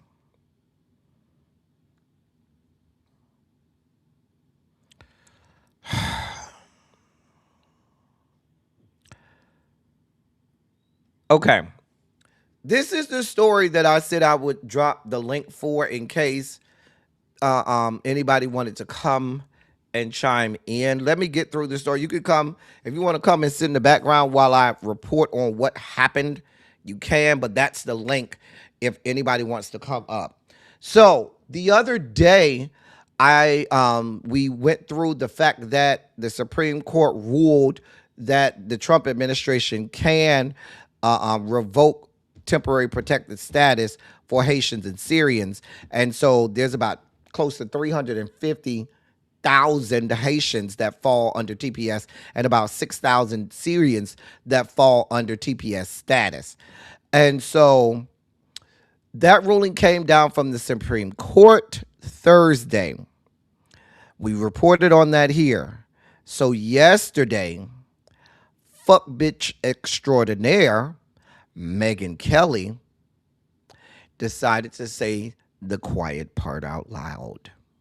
She did not mix words. She did not cower. She got out there with the fullness of her chest and said the following. And look, this has been going on for over a dozen years. Go home. Get out. We know our country's better than yours. That's because we filled it with our work ethic and our culture and our values. You being here only dilutes it for us, those who built it and live it. And half of you people, more than half, you won't assimilate. We don't want you. We don't care if you're offended. Get out. Go home. Go back to fucking Haiti. Sorry. I'm thinking about our friends in Ohio who've been dealing with these TPS Haitians for years now, who are drunk driving all over their towns and killing people. This is the whole cats and dogs thing. Like, they don't want to live like Americans live. And this was supposed to be temporary help. And it's turned into another backdoor way of allowing someone permanent residency here. And they take advantage of all of our public services and our... That's enough. That's enough. That y'all get the point.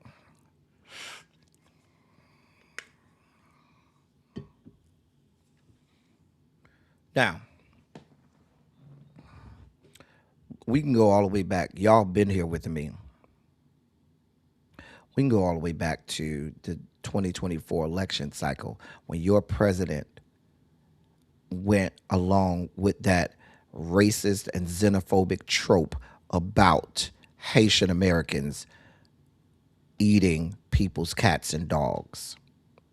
And we talked about, I had a whole breakdown, y'all were here, where a lot of people, if you've never grown up around Haitian Americans or Haitian people or people descended from Haiti, you don't know the gaslighting that is. That is a trope that many Haitian Americans have had to live with and endure, not just from white people, but from black Americans too.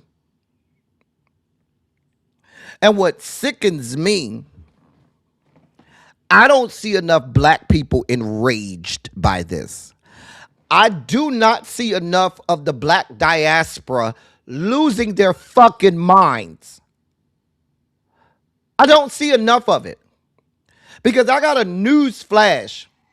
they're not just going to say this about Haitian Americans. Our black asses are also going to have to endure them saying this racist ass shit. Next, they're going to be telling us to leave the country because this is their country that they built. Because these people are deranged lunatics that live in this delusional world. These bitches built nothing. They built absolutely the fuck nothing. This American culture that you're talking about comes from the black delegation, a large portion of whom are Haitian. Hello. Look, listen, black people, black folk, black people. Not enough black people are losing it because of this fuck shit. Because these people are not going to just stop here. Did we not learn enough when we said, oh, well, the Trump administration, they're just picking on the Hispanic Latinx people. That's not our problem. That's their problem. We ain't got time for that. Let them go out there and protest for that. Fuck that. Because they're coming for us. And I got a news flash. When they start rounding people up to take, because don't think that ICE won't come to a city near you to round up fucking Haitian Americans. You think ICE wasn't paying attention when just this past week, tens of thousands of Haitian Americans were lining the streets of Atlanta to celebrate the World Cup Haitian team for the World Cup? You think ICE was not paying a fucking attention? You think ICE doesn't know that there's a whole little Haiti section of Miami? You think ICE doesn't know that there's a whole little Haiti subway station and area in fucking New York City? You think ICE isn't aware that there's a burgeoning, huge Haitian delegation in Texas, in the Dallas area? Go to Dallas and go watch. And when they come for the Haitians, they're not going to be able to see, oh, are you Black American or are you Haitian? In the same way, when they was rounding up anybody that was fucking Hispanic, they didn't give a shit whether or not you were here legally or illegally. You look Hispanic, you look for them Mexican, so let's snatch you up and take all your rights to fuck from you. This is a direct threat. And I grew up in and around Haitian people. Grew up in Miami. Some of the most intelligent, culturally sound, hardest working people, proud people I've ever met in my life. Which is why it is the first all-black country in this hemisphere to get its own freedom and to tell white people, fuck you, and blow them bitches away out of their fucking country and take it from themselves. And white America and Western civilization all over this hemisphere will never let Haitians forget it. And that's why they've done everything in their power to keep the country of Haiti down. They've influenced all of their economy. They've influenced their leadership. They've influenced everything that can help and cause the Haitian, the country of Haiti to be self-sufficient and fend for itself. They have thwarted that at every single turn. Like, this shit is listen, we lived in a country where at one point there's no way you could play something like that on an actual broadcast and not have whoever that is immediately fired and probably having to go really get some real investigations on them about other things that they may have done off camera. That is as racist as it gets. And bitches are sitting down like it's nothing to see here, like it's just a normal day, like it's nothing happened. I'm gonna play it one more time because maybe y'all didn't hear this bitch. I'm gonna play it again. And while I'm playing it again, I'm gonna drop the link so I see somebody in the background, and then I'll give anybody else that wants to come up while this bitch, because maybe y'all need to hear it maybe need to feel it with the fullness of your chest. Because this is not business as usual. These bitches are bold now. And look, this has been going on for over a dozen years. Go home. Get out. We know our country's better than yours. That's because we filled it with our work ethic and our culture and our values. You being here only dilutes it for us, those who built it and live it. And half of you people, more than half, you won't assimilate. We don't want you. We don't care if you're offended. Get out. Go home. Go back to fucking Haiti. Sorry. I'm thinking about our friends in Ohio who've been dealing with these TPS Haitians for years now, who are drunk driving all over their towns and killing people. This is the whole cats and dogs thing. Like, they don't want to live like Americans live. And this was supposed to be it was supposed to be temporary help. And it's turned into another backdoor way of allowing someone permanent residency here. And they take advantage of all of our public services and our.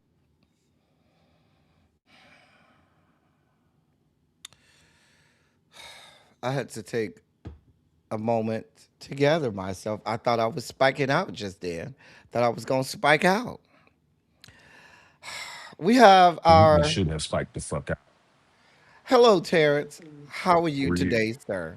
about ready to kirk the fuck out right along beside you, bro? Like when I saw this Supreme Court decision, I was like, damn, that man called that shit damn near 2 years ago to the fucking day that this shit was gonna fucking happen. I thought to myself, damn, I walk around every day with my locks. I thought to myself, damn, if I have to go to LA for certain things, there's no way for me to get around it. Damn, I'm in the same boat with these other people who I've been warning people, hey, be fucking careful when you go to certain cities because you're my brother and you're Spanish. You're Guatemalan. They're gonna look at you. They're not gonna see an American citizen who's also of Guatemalan descent. They're not gonna look at you and your wife and your kids and see Hispanic Americans. They're not gonna see a Mexican American and a Guatemalan American. They're not gonna see a United States Marine who served honorably and was discharged. They're not gonna see a father who started from fucking nothing in East LA and is now a director at a fucking defense one of the major big three defense contractors. They're not going to look at my friend and see that. The same way they're not going to look at me and see Black American. They're going to look at me, they're going to see my locks and automatically assume I must be Caribbean because of my fucking hair.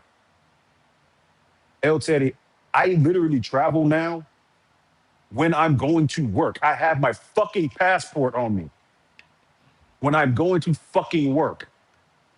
Why do I have my passport on me?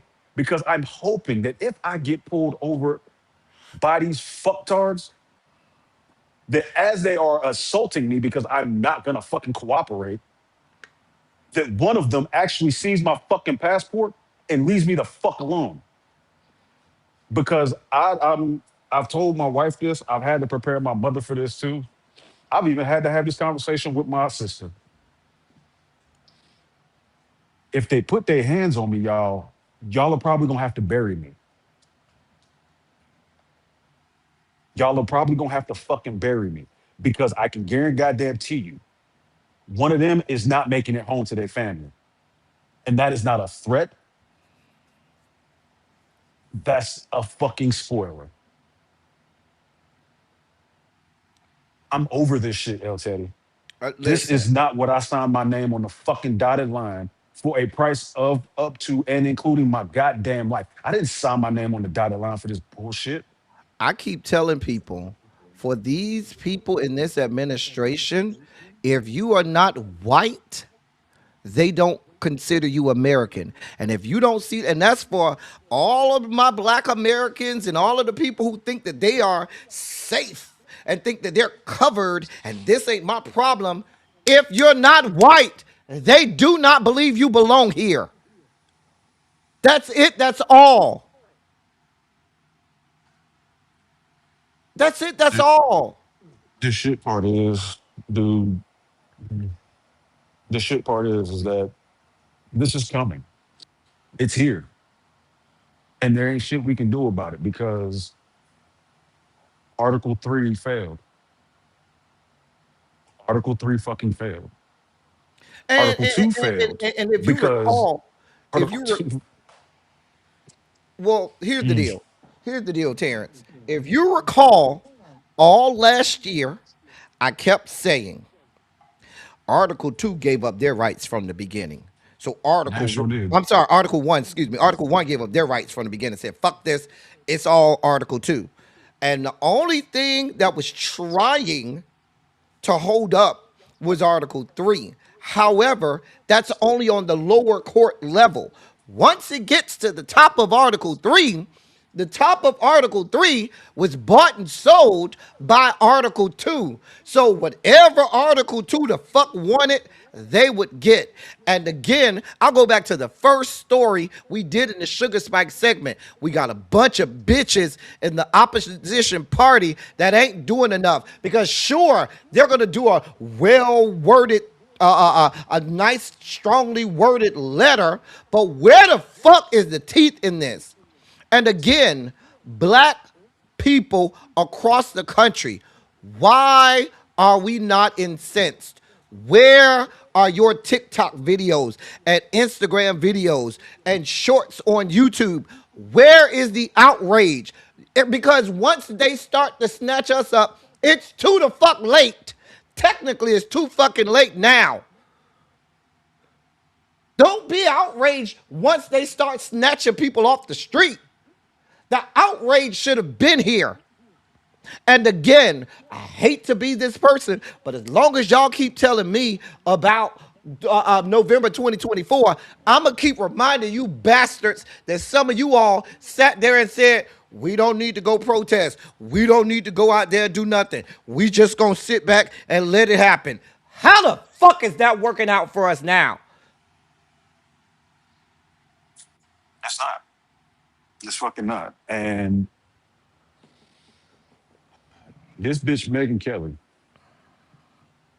This The bitch Megan fact that Kelly. she still I'm. has a I'm. job The and fact that people she still has a jaw attached to her body. is beyond my level of comprehension. The fact that there isn't outrage from sea to shining sea about this bitch having a fucking platform anywhere in this country is beyond my level of comprehension. And I don't expect anybody in legacy media to say anything about it. I don't expect any of the big people to say anything about it.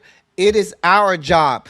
I'm going to make us the fourth branch of government. And if the fourth branch of government, which is the citizenship, does not stand up, we will not have a government as we The, know it. the fourth branch of citizenship refuses to stand up. Let's be very clear about that. There's not enough of the fourth branch of government willing to stand up to this government to make Articles 1, 2, and 3 do what the fuck we need them to do. Because there's too many people who are going along to get along. There's too many people who are, well, I mean, it's really not that bad for me, so I'll be okay.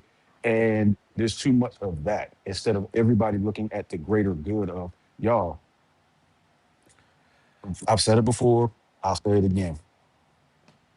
They are going to keep coming after people you don't care about until you are the people that they don't care about. And then you're gone. Megan Kelly only has this platform because it's on Sirius satellite radio. He's hiding behind the same thing that protects Howard Stern. And that is the only reason she has a platform. She would not be on legacy media. Legacy media does won't even touch her right now. Right? They won't. They like quite literally legacy media does not want anything to do with Megan Kelly outside of probably Fox News and maybe Newsmax. But The rest of them, they told that bitch to get the fuck on because they knew if she was spouting this bullshit on their airwaves, that they would end up paying for it. And again, I'm not a violent person. However, I do know when somebody needs their jaw knocked loose, and I do not advocate for violence against women. But this bitch needs her fucking jaw knocked loose. She needs a physical fucking reset because how you spouted this shit, and I know that you are around black people. I know you probably have black people on your production. How those people work for you and how those people are able to see you every day and not grab you by your skinny little pencil fucking neck and squeeze until the lights go out is beyond me. Because this bitch, I bet not ever see this bitch. Because I'm gonna call her everything but a child of God. And if I got something in my hand, I'm throwing it directly at her fucking forehead. I know that we have several pupils in here that are Haitian. Like I said, even when we first started covering this back when they were saying all of those racist and xenophobic tropes back in 2024, y'all just don't understand how people of Haitian descent had to be subjected to unimaginable bullying and mental and physical atrocities coming here, getting here, and living here. And all people try to do is just have a good life, earn a living, take care of their family, and go on. Ain't bothering no the fuck body. Just trying to Yep. be happy like everybody else. That's it. Yep. That's all. That's Yep. it. That's all. The thing is that they're mad that they're mad that people are coming from other countries to chase the American dream, and they're doing it, and they're doing it better. That's the whole problem, El Teddy. This is just America's relationship with black people as a whole and people of color as a whole in this country is that of a toxic ex. Every time that toxic ex sees you doing something good, you living your best life, you're not worried about nothing, you know, you're growing, you're thriving, that toxic ex will somehow, somewhere contact you, social media, burner phone, however, and try to do and say something to bring you back down to their level and draw you back into a fight with them. It's the exact same thing. Every time one of us is doing something, minding our own fucking business, there's a random ass white person that comes up and thinks they have authority. There's literally a whole page dedicated to this shit called Leave Black People the Fuck Alone.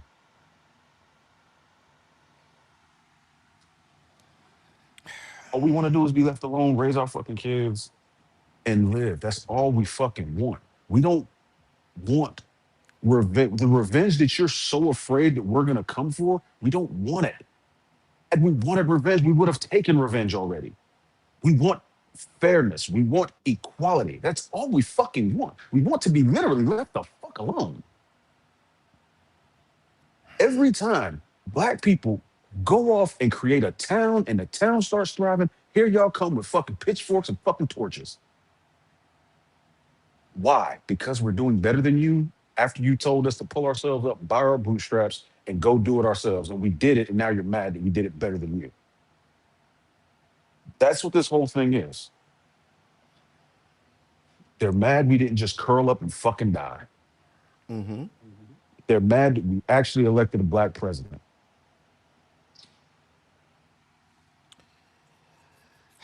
I'm going to be watching television like when I get off of here. But I'm gonna scroll the social medias and I'm gonna scroll some of the people that I usually follow, and I'm gonna see if they say anything. I'm gonna see whether or not there's radio silence. And I'm talking about from the black community, because I don't expect the people descended from the Caucasus Mountains to say and do a fuck thing. They don't give a fuck.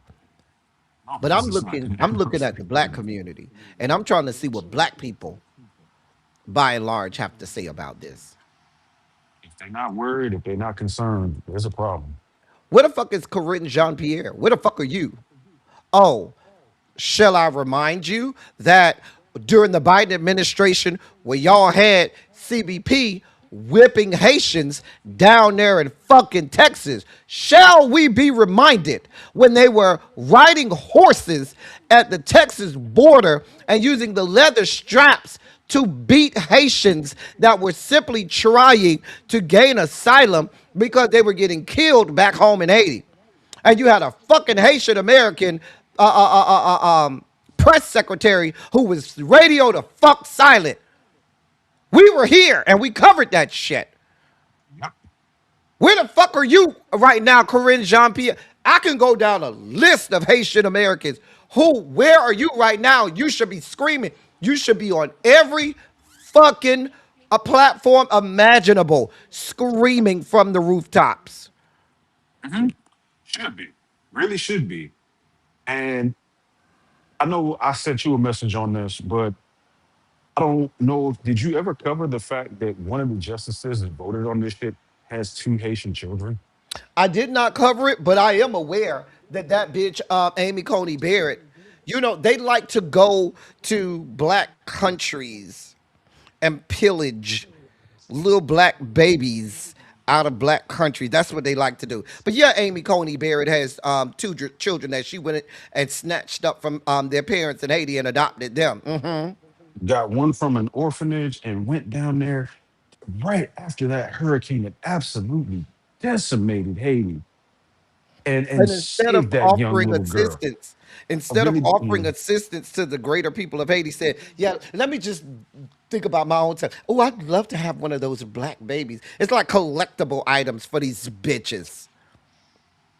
yeah. And that to me is the most that to me is the most disturbing part because man, Hey, Jason, at I ain't even what see you point in link in time here. at what point in time do you think that your kids might not be subject to the fuck rules that you're putting in place because their last name is Barrett? You think that means something? She's as dumb as she's dumber than I thought she was. She's actually dumber than I thought she was. And I can't believe it. Bro, Thomas Jefferson, when this Constitution of ours was written, Thomas Jefferson said this shit need to be rewritten every 19 years. Every 19 years, they're supposed to revisit the Constitution and have a states convention to re-ratify a constitution. The Constitution is supposed to be a living document. I know you've covered that in depth. And it's disgusting that we have not updated this motherfucker in forever. In forever. I'm a, You idiots. I'm gonna say this, and I'm gonna be done with it. Yes, sir.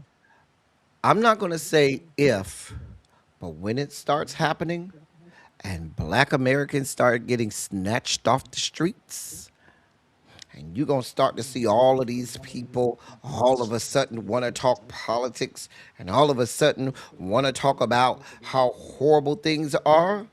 I'm gonna be giving the middle finger to these bastards. That's what I'm gonna be the fuck doing. Don't call me because a lot of them they'll hit me up in my DMs. Hey, El Teddy, you want to come on my platform and talk about this? Oh, I'd love to hear your opinion. No, the fuck you don't. Leave me out of it.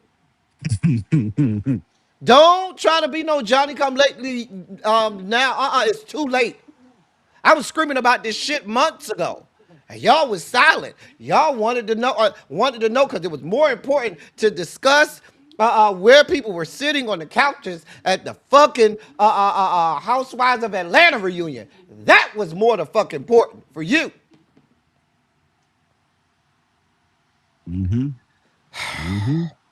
gonna say this, and then I'm gonna be done with it. The Supreme Court just ruled that their TPS is null and void for Haitians and Syrians. Right? The Supreme Court also ruled that it's not illegal to racially profile. Oh yeah, they did that back when they went over there to California. Remember? This whole thing. has been set in motion and been Yep. rolling. They've now got, just want to make sure everybody understands. The Supreme Court just said, hey, it's cool to racially profile people. And also, we don't care about your protected status. That your president can pull that whenever the fuck he wants to, regardless of what the situation is. So essentially, it doesn't matter what their ruling is on birthright citizenships. They basically said you can remove somebody's protected status, you can ship them the fuck out of here simply based on the color of their skin. That's it, that's all. So whether or not they ruled in favor or not of their birthright citizenship, it doesn't matter. All of the other rules that you've allowed for them to basically not give a damn about birthright citizenship at that point.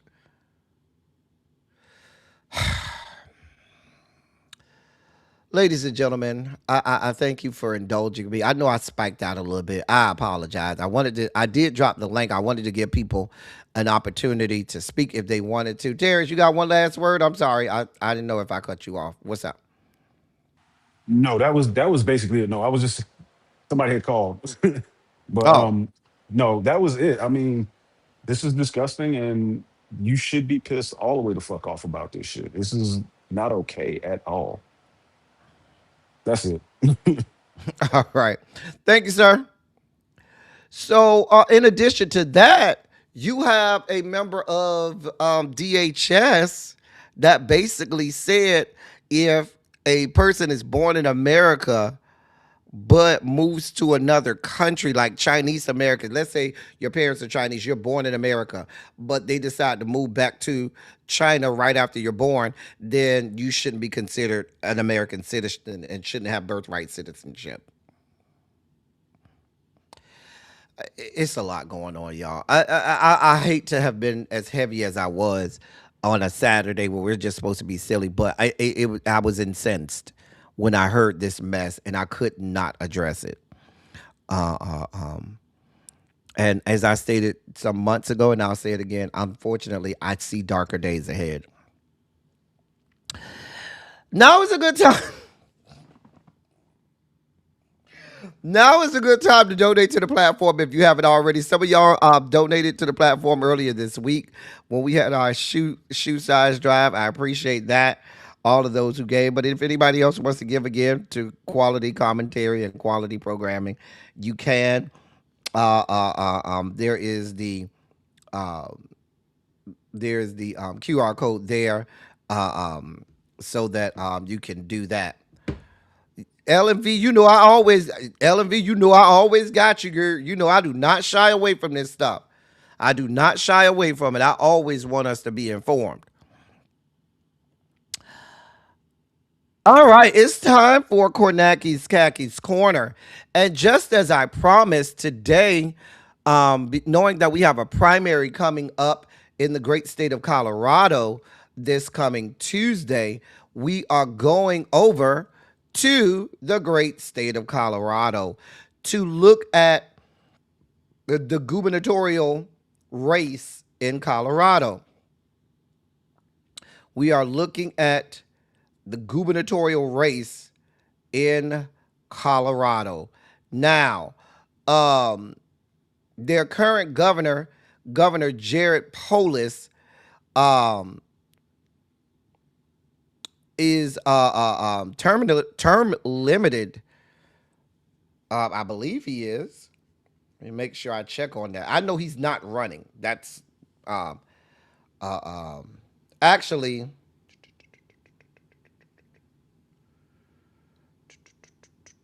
he's not term limited,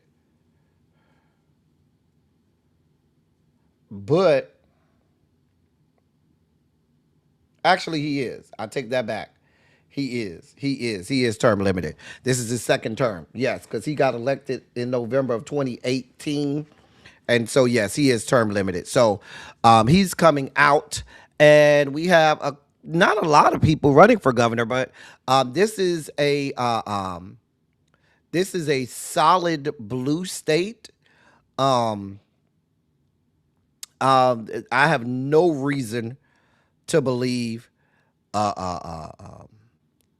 that this is not a solid blue state. There's even though I will go through the Republican nominees for the Republican primary, but this is a solid blue state. There's no reason to believe it will not stay solid for the great state of Colorado. Our first candidate for the Republican primary is Scott Bottoms. He is a sitting state representative for the state 15th state legislative district. Scott Bottoms is. You have Barbara Kirkmeyer, who is a state senator, and she represents state legislative district 23. She also ran for U.S. Congress back in 2014 and in 2022. And then we have Victor Marks, who is a pastor. And we have Kelvin Wimberly. Now, I could not find really any information on Mr. Wimberly, but he is considered he's declared, but did not get his paperwork in on time. But he is, when you look up the gubernatorial elections, he's considered a write-in candidate because he did not get his paperwork in on time. But he has officially made put in documents for declaration that he's running. As of right now, Barbara Kirkmeyer has the bulk of the endorsements. She has the endorsements from the congressmen, I should say, who represent Colorado, and looks like she has raised the most money with Victor Marks. With Victor Marks receiving the next highest amount of endorsements. It's really interesting. Scott Bottoms does not have a lot of endorsements, and he's a sitting state legislator. On the Democratic side, you have Michael Bennett. Michael Bennett is the sitting U.S. senator from the great state of Colorado. He's running, and then you have Phil Weiser, who's the sitting attorney general for the great state of Colorado. So two big established politicians. Now, you have Michael Bennett has the lion's share of, not the lion's share, let me take that back. He has a lot of endorsements from people in Washington, D.C., but Phil Weiser also has endorsements not only from Washington, D.C., but a lot of statewide endorsements. So they both have a lot of endorsements from a lot of different worthwhile people within Colorado politics. Sitting Senator John Hickenlooper of Colorado, of course, he has endorsed his colleague Michael Bennett, but former U.S. Senator Tim Wirth, former Colorado U.S. Senator Tim Wirth has endorsed Phil Weiser. You have a lot of the old guard have a lot of the people that are part of the old establishment regime have backed Phil Weiser, and a lot of the current members of Congress and state legislature have endorsed Michael Bennett. So those are the only two. Those are the only two running on the Democratic side. It's really a toss-up at this point. It really is a toss-up at this point to see who will win that nomination. I'm curious to see who gets it. I looked at the endorsements to see if I saw anybody that would let me know the leanings of the two. I'm not as familiar with these two candidates or these two men, and so it's hard for me to gauge where they are. I know with Michael Bennett, the one thing that gives me pause is the fact that Joe Neguse, who I cannot stand, endorsed him. But then you got Weiser, who has the endorsement of all of the old guard that was in Congress and in state legislature back in the 90s and early 2000s. And that gives me pause too. So I'll see who wins over there in the great state of Colorado. All right. Hey, Cherise. Now, let's do our last Silly Saturday Pride Month profiles. Of course, we still have Monday and Tuesday of next week that we'll be doing our Pride Month profiles. Those will be the last two of the month. We have our Pride Month panel tomorrow, but this is our last Silly Saturday profiles. And today we're going to focus on a black members of the Rainbow Coalition compound who have not gotten as much attention as they probably should have. I think we've only covered one person who they didn't identify as this, but because it was such a long time ago, but they probably, if they were alive today, would identify as it. So we're going to cover two trans men today in Black LGBTQ plus history today. So our first one in our profile today is Jim McHarris. Jim McHarris. Wait, no. That's not Jim McHarris. That's my other person. Jim McHarris is the second person. I got the wrong name there. This wrong name, y'all. Sorry. I got the names switched, stupid me. This is, I switched the two names by mistake. The person y'all saw was Kyla Brodus. And I did that wrong. I had them backwards. My bad, y'all. I'm better than this. Y'all forgive me for that. Forgive me for that. All right, there we go. Now we're good. All right. Now, that's Kyler Brodus. Had the names wrong. So, Jesus. Now, Kyler Brodus, let's see who Kyler Brodus is.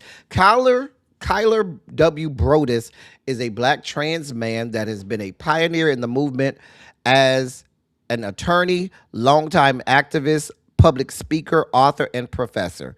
Brodus is known worldwide for his avant-garde work in the LGBT and trans movements. He was just awarded the Trans Trailblazer Award by the he was awarded the Trans Trailblazer Award by the LGBT Bar Association of Los Angeles, and was issued a proclamation by the city attorney's office of Los Angeles back in 2019. In 2018, the Gentlemen's Foundation of Atlanta awarded him their Gentleman of Excellence Award. MasterCard, back in 2018, featured Kyler Brodus for Pride Month. Kyler was also recognized by the Prosecuting Attorney's Office of Kings County, Brooklyn, New York in 2018 for his contributions to the legal field. In 2017, Liberty Mutual honored him at the GLAAD Awards for his 30 years of contribution to the movement. Also in 2017, he was awarded a certificate of legal excellence by the City of New York, County of Kings District Attorney's Office. The Advocate magazine recognized him as one of, quote, 25 legal advocates fighting for trans rights, end quote. Brodus was honored to stand with President Barack Hussein Obama while signing the executive order adding protections for millions of workers in 2014. He was named to the Out 100 by Out Magazine in 2013. He is the first out transgender American to testify before the U.S. Senate in favor of the Employment Non-Discrimination Act in 2012. Brodus was given the Pioneer Award at the Trans Faith of Color Conference by the Freedom Center of Social Justice. In 2011, dear Lord, Kyla, you got a lot of awards here. Dear Lord, it goes on and on and on. I don't want to belittle Mr. Brodus, but just to give you a little bit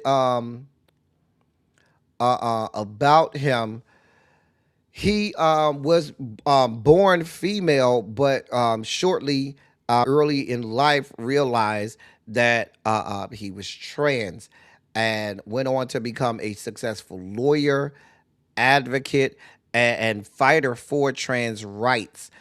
In 2012, Brodus was one of 13 transgender delegates and the first black trans delegate to the Democratic National Convention. Now, I was at that DNC as a delegate. I remember that. I remember that one well. Additionally, he held the honor of being appointed to the Rules Committee at the convention, at the Democratic National Convention in 2012. Brodus served on the board of directors on the statewide LGBT group for Missouri Promo and is a founding member of the think tank, the Transgender Law and Policy Institute. Mr. Brodus has a grocery list of accomplishments within the community, but was very involved with the legislation that President Obama signed that gave protections to trans citizens across the country, which is why when that legislation was signed into law, Kyla Brodus was there standing, behind the resolute desk as President Obama was signing that legislation.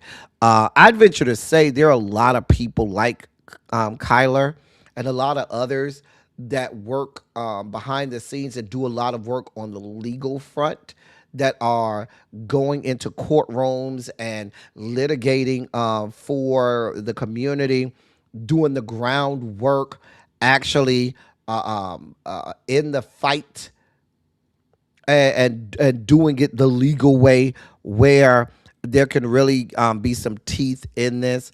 Many people have no idea, many in the trans community, both trans women and trans men, may have no idea, can't name Kyla Brodus by name and cannot identify him in a picture saying that they ever knew who he was. But without a Kyla Brodus and the tremendous work that he's done for the trans community, there one might argue that the trans community would not have many of the rights that they have today that are being snatched from them. Yeah, shout out to Kyla Brodus, our first Pride Month profile. And our second Pride Month profile is Jim McHarris. I said Jim McHarris first, and then I didn't have Jim McHarris up there first. Jim McHarris was born as Annie Lee Grant, and his parents died early during his childhood. McHarris was raised by two sets of foster parents and exhibited a distaste for all things feminine except dating the ladies. The young Jim McHarris was born in Meridian, Mississippi in 1924. He would often slip away to Jackson, Mississippi to hang out. Longtime friend Bishop Smiley Jones noted that the young McHarris was not only attracted to women, but preferred men's clothing and living as a man as well. He transitioned in his early teens, ditched the female clothing, and began in 1939 to move frequently to different cities around the country. McHarris lived in Memphis, Tennessee, Chicago, Illinois, and other Midwestern cities, living his trans-masculine life. In that 15-year period, as a restless traveler, the 5'5" Jim McHarris worked as a short-order cook, cab driver, gas station attendant, auto mechanic, shipyard worker, and preacher, while continuing with his handsome baby face and husky 175-pound frame to draw attention from and enjoy the company of the ladies he was attracted to. He moved to Kosciuszko, Kosciuszko, Mississippi. Dear God, know how to pronounce that. In November of 1953 and ran into his old friend Bishop Smiley Jones, who was now living there and was the pastor of the True Tabernacle Church of the Firstborn.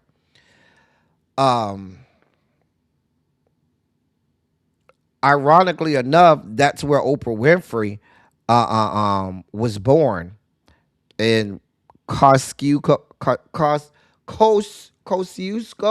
Kosciuszko, Mississippi. Dear God, I can't pronounce that.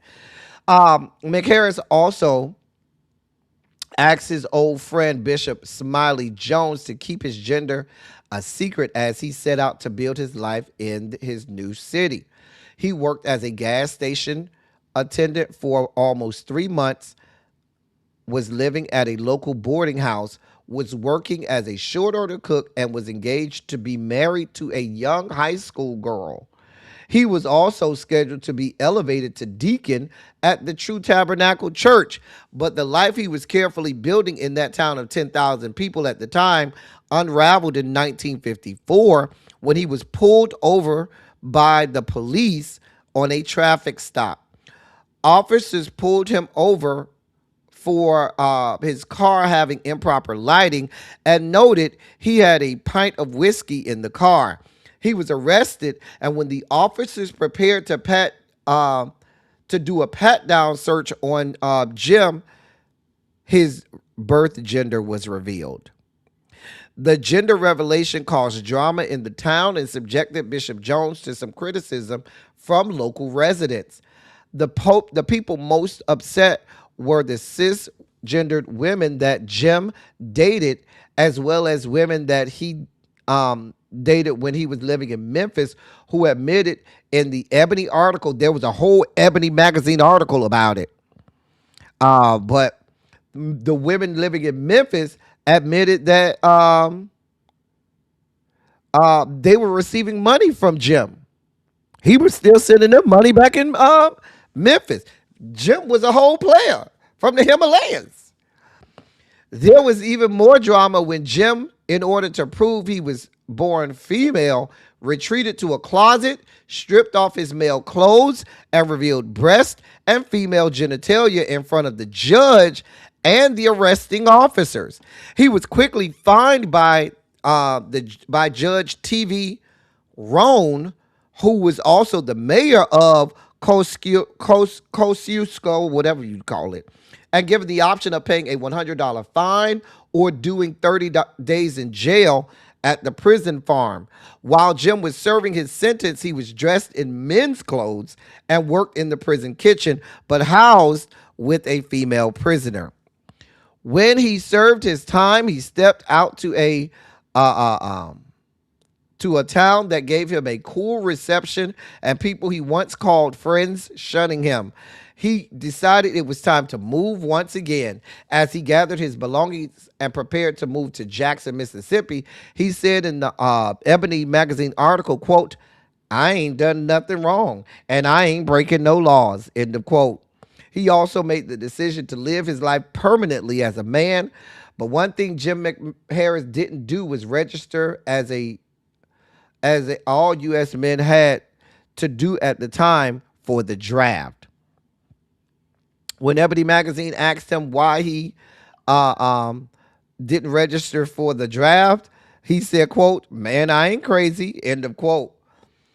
But in every other aspect, Jim McHarris was happy to be treated as one of the boys and made certain he lived his life that way to the best of his ability. There are also, as I was looking into this story, pictures of Jim McHarris wearing one of the earliest binders that some trans men wear to, push down their breasts. There are pictures of Jim McHarris back in the 30s and 40s, 1930s and 40s, wearing, what is, probably predecessors or, rudimentary binder in order to, keep his breasts down. Going back in the day, and we're talking 100 years ago. Okay, let me see. You said is Kosciuszko. Okay. Oh, Kosciuszko. Kosciuszko. Okay. Dear Lord. Say that 3 times fast. But shout out to Jim McHarris. Like I said, y'all, when I find out about these individuals and as we've been doing these profiles, I've learned so much and have been so inspired by all of these people who lived a long time ago and fought really hard just to live and just to be and to just be seen. And I love being able to bring their stories to light and let us see who they are and hear their story. Now I know Kosciuszko. Oh, okay. I'm sure all of the people from Mississippi looking at me like, bitch, that's not how you pronounce that shit. Get it together. I probably should have looked it up before we came on. I'm usually pretty good about names. And the fact that I butchered that, I apologize. Y'all know I'm better than that. I'm over here sounding like Really B. Y'all know she messed up all the names. Anyway. It's time for our old school gospel feature. I'm going to tell y'all now. We about to go to church. Church. Now, this is a long one. I ain't going to hold you. I feel like YouTube might try to gather us. You know why?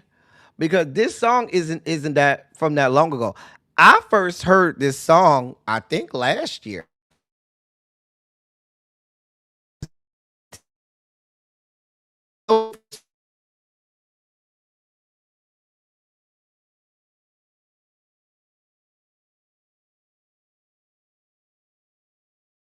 This is a good 14, 15-minute song. Go ahead and get your dancing shoes on, too. Go ahead and get your dancing shoes on. Because it's going to be a good one. It's going to be a good one. Now, I am posting the Twitch. I am posting the Twitch link. So if you want to go over to Twitch, in case YouTube be on that bullshit, if you want to go over to Twitch, go on over there. Because you know YouTube be on the bullshit. And so I'm just giving you a word to the wise. So you ain't got to miss nothing. And the party can keep going. Now, I just posted the link to the Twitch in the chat. If YouTube goes down, y'all know where to go. We'll eventually be back.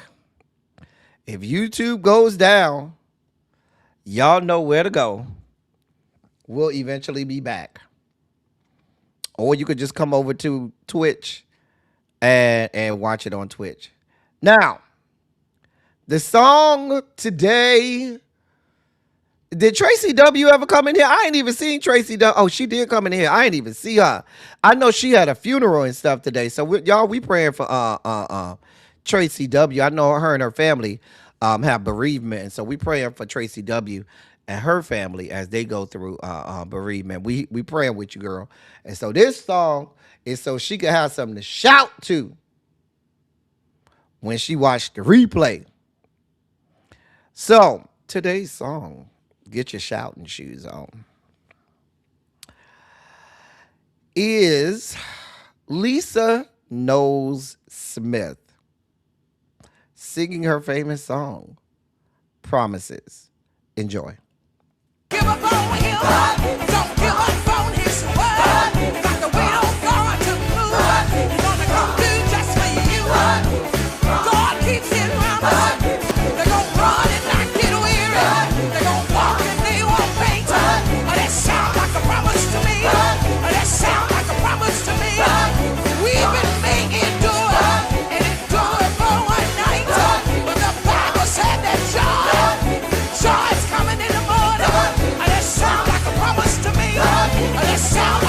promise to me. That sound like a promise to me. That sound like a promise to me. Say yes and amen. I need me a witness. I need me a witness. Anybody gonna stand with me? Anybody gonna stand with me? Anybody gonna stand with me? Anybody gonna stand with me? Anybody gonna?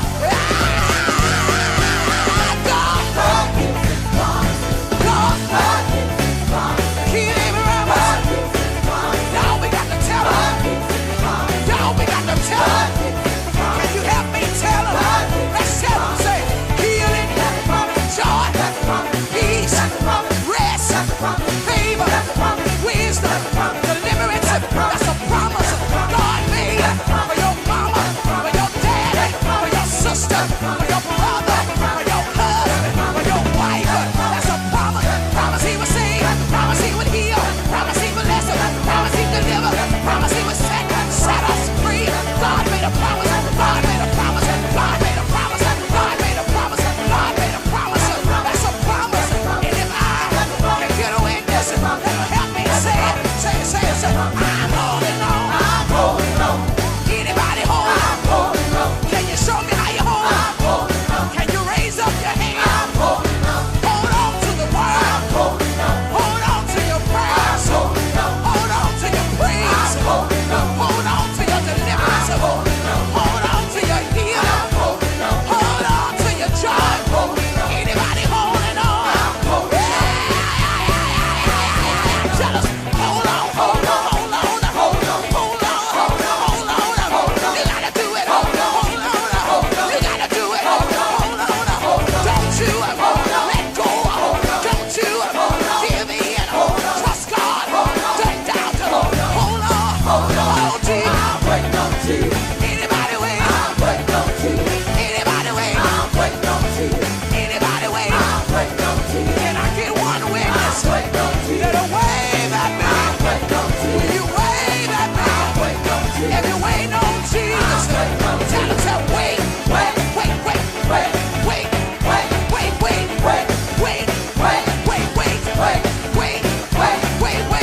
It's gonna get better. Tell somebody. Tell your neighbor. Say it's gonna get better. Better on your job.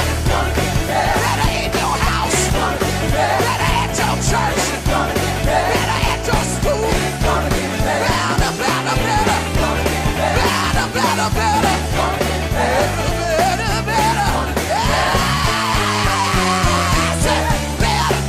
Better, Lord. Better, Lord. Gotta get it. Gotta get it. Gotta.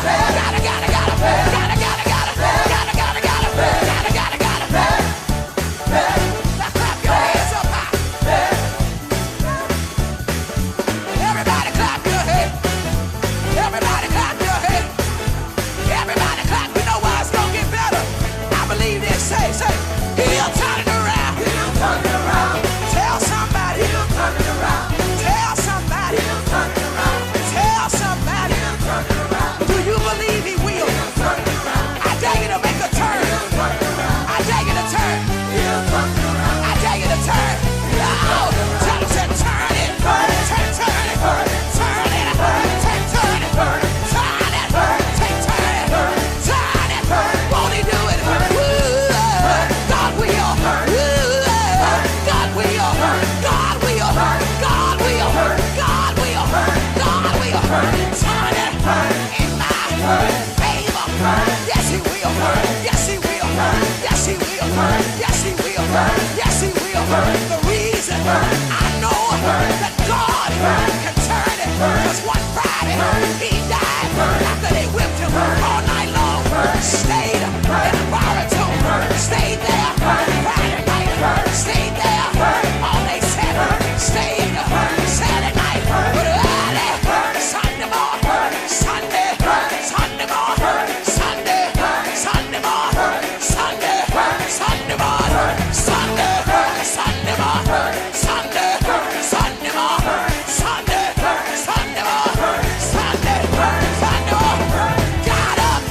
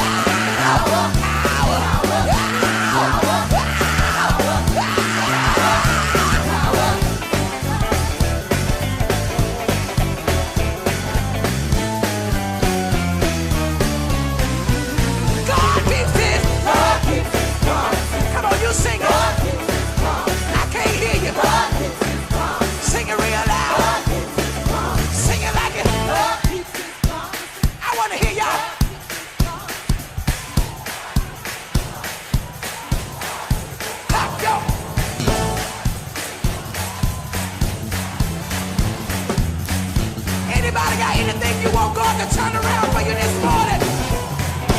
Wave at me if you got something you want God to turn around. If you're not scared, when we begin to say, turn it around, I want you to turn and let your feet testify about 10 seconds.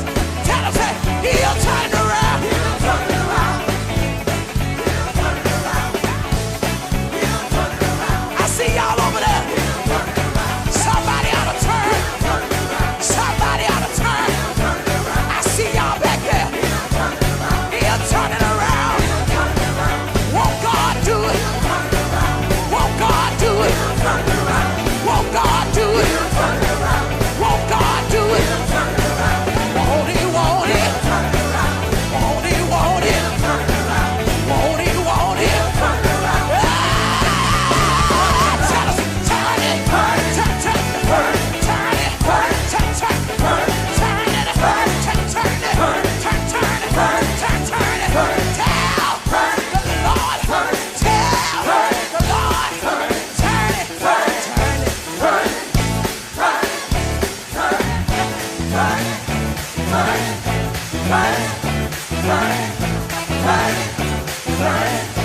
Now everybody clap up.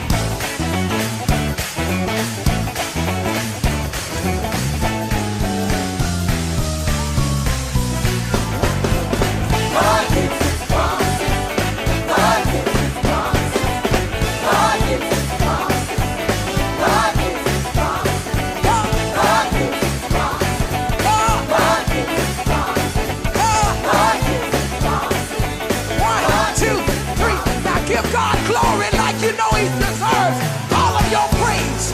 Somebody look at somebody and tell them, I'm glad he's a promise keeper. Look at somebody and say, I'm glad he's a promise keeper. If you know that if it had not been for the Lord who was on your side, when I count to 3, I need you to give God a praise like your life depends on it. 1, 2, 3, help praise him.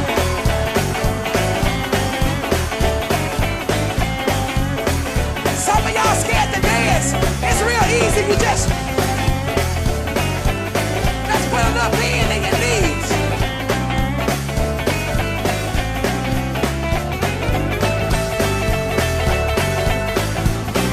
That's my son. Everybody clap up.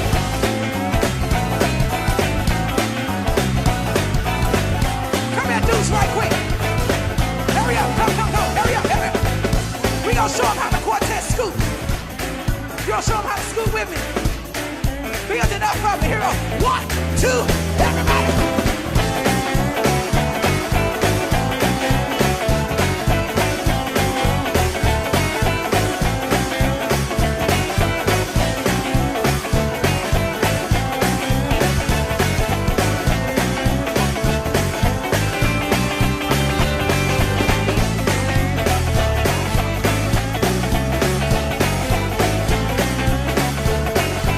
Everybody clap, clap, clap.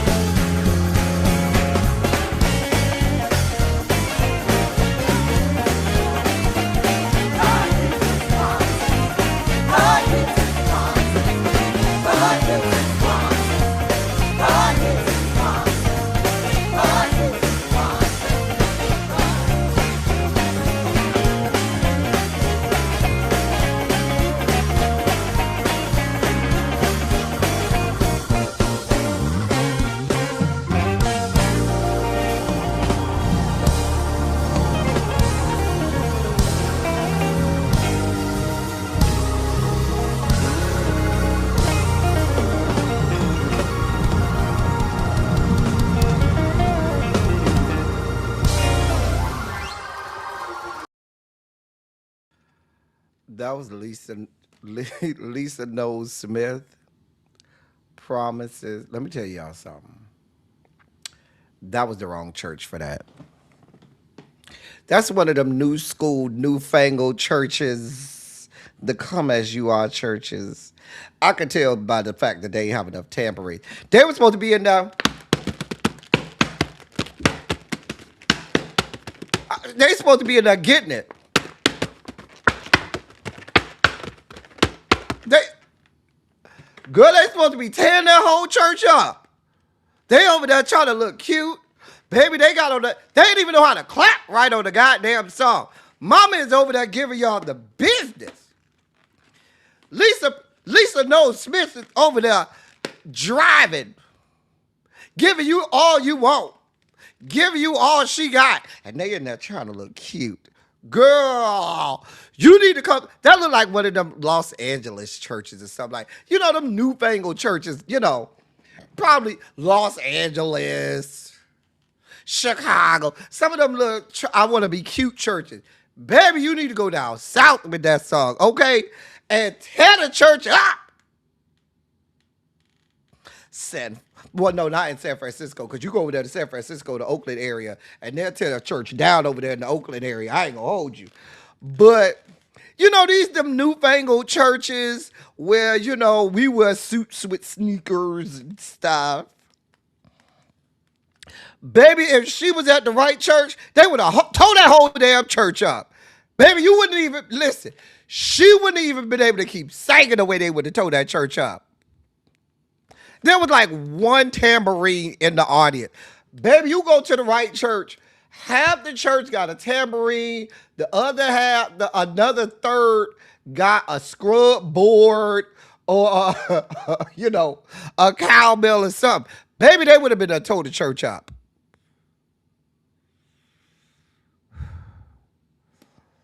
They don't understand what church is supposed to be about. Know where y'all get these people from? These newfangled churches, baby, y'all wouldn't have been able to make it back in the day. But I do love that song. I do love that song by Lisa Knowles Smith. Actually, originally it's Lisa Knowles Smith and the Brown sisters. The first time I saw it is where her, Lisa Knowles Smith, and the Brown sisters singing that.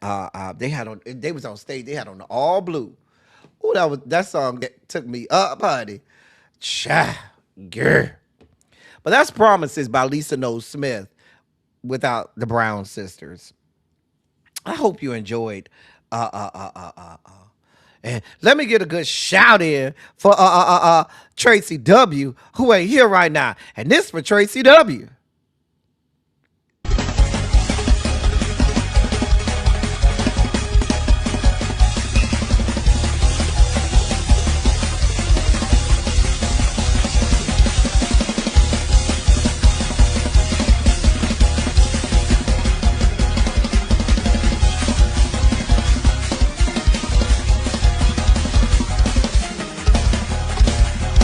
That was for Tracy W, who I know would be on the floor.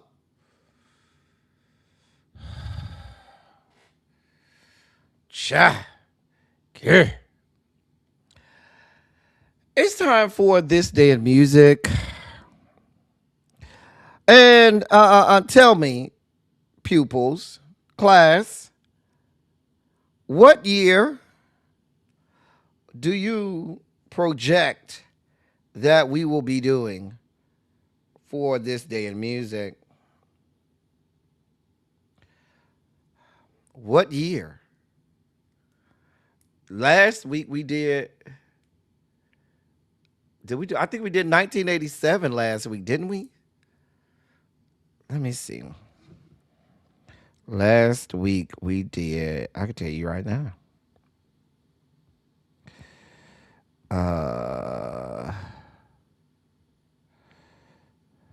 2004. We did 2004 last week. And the week before that,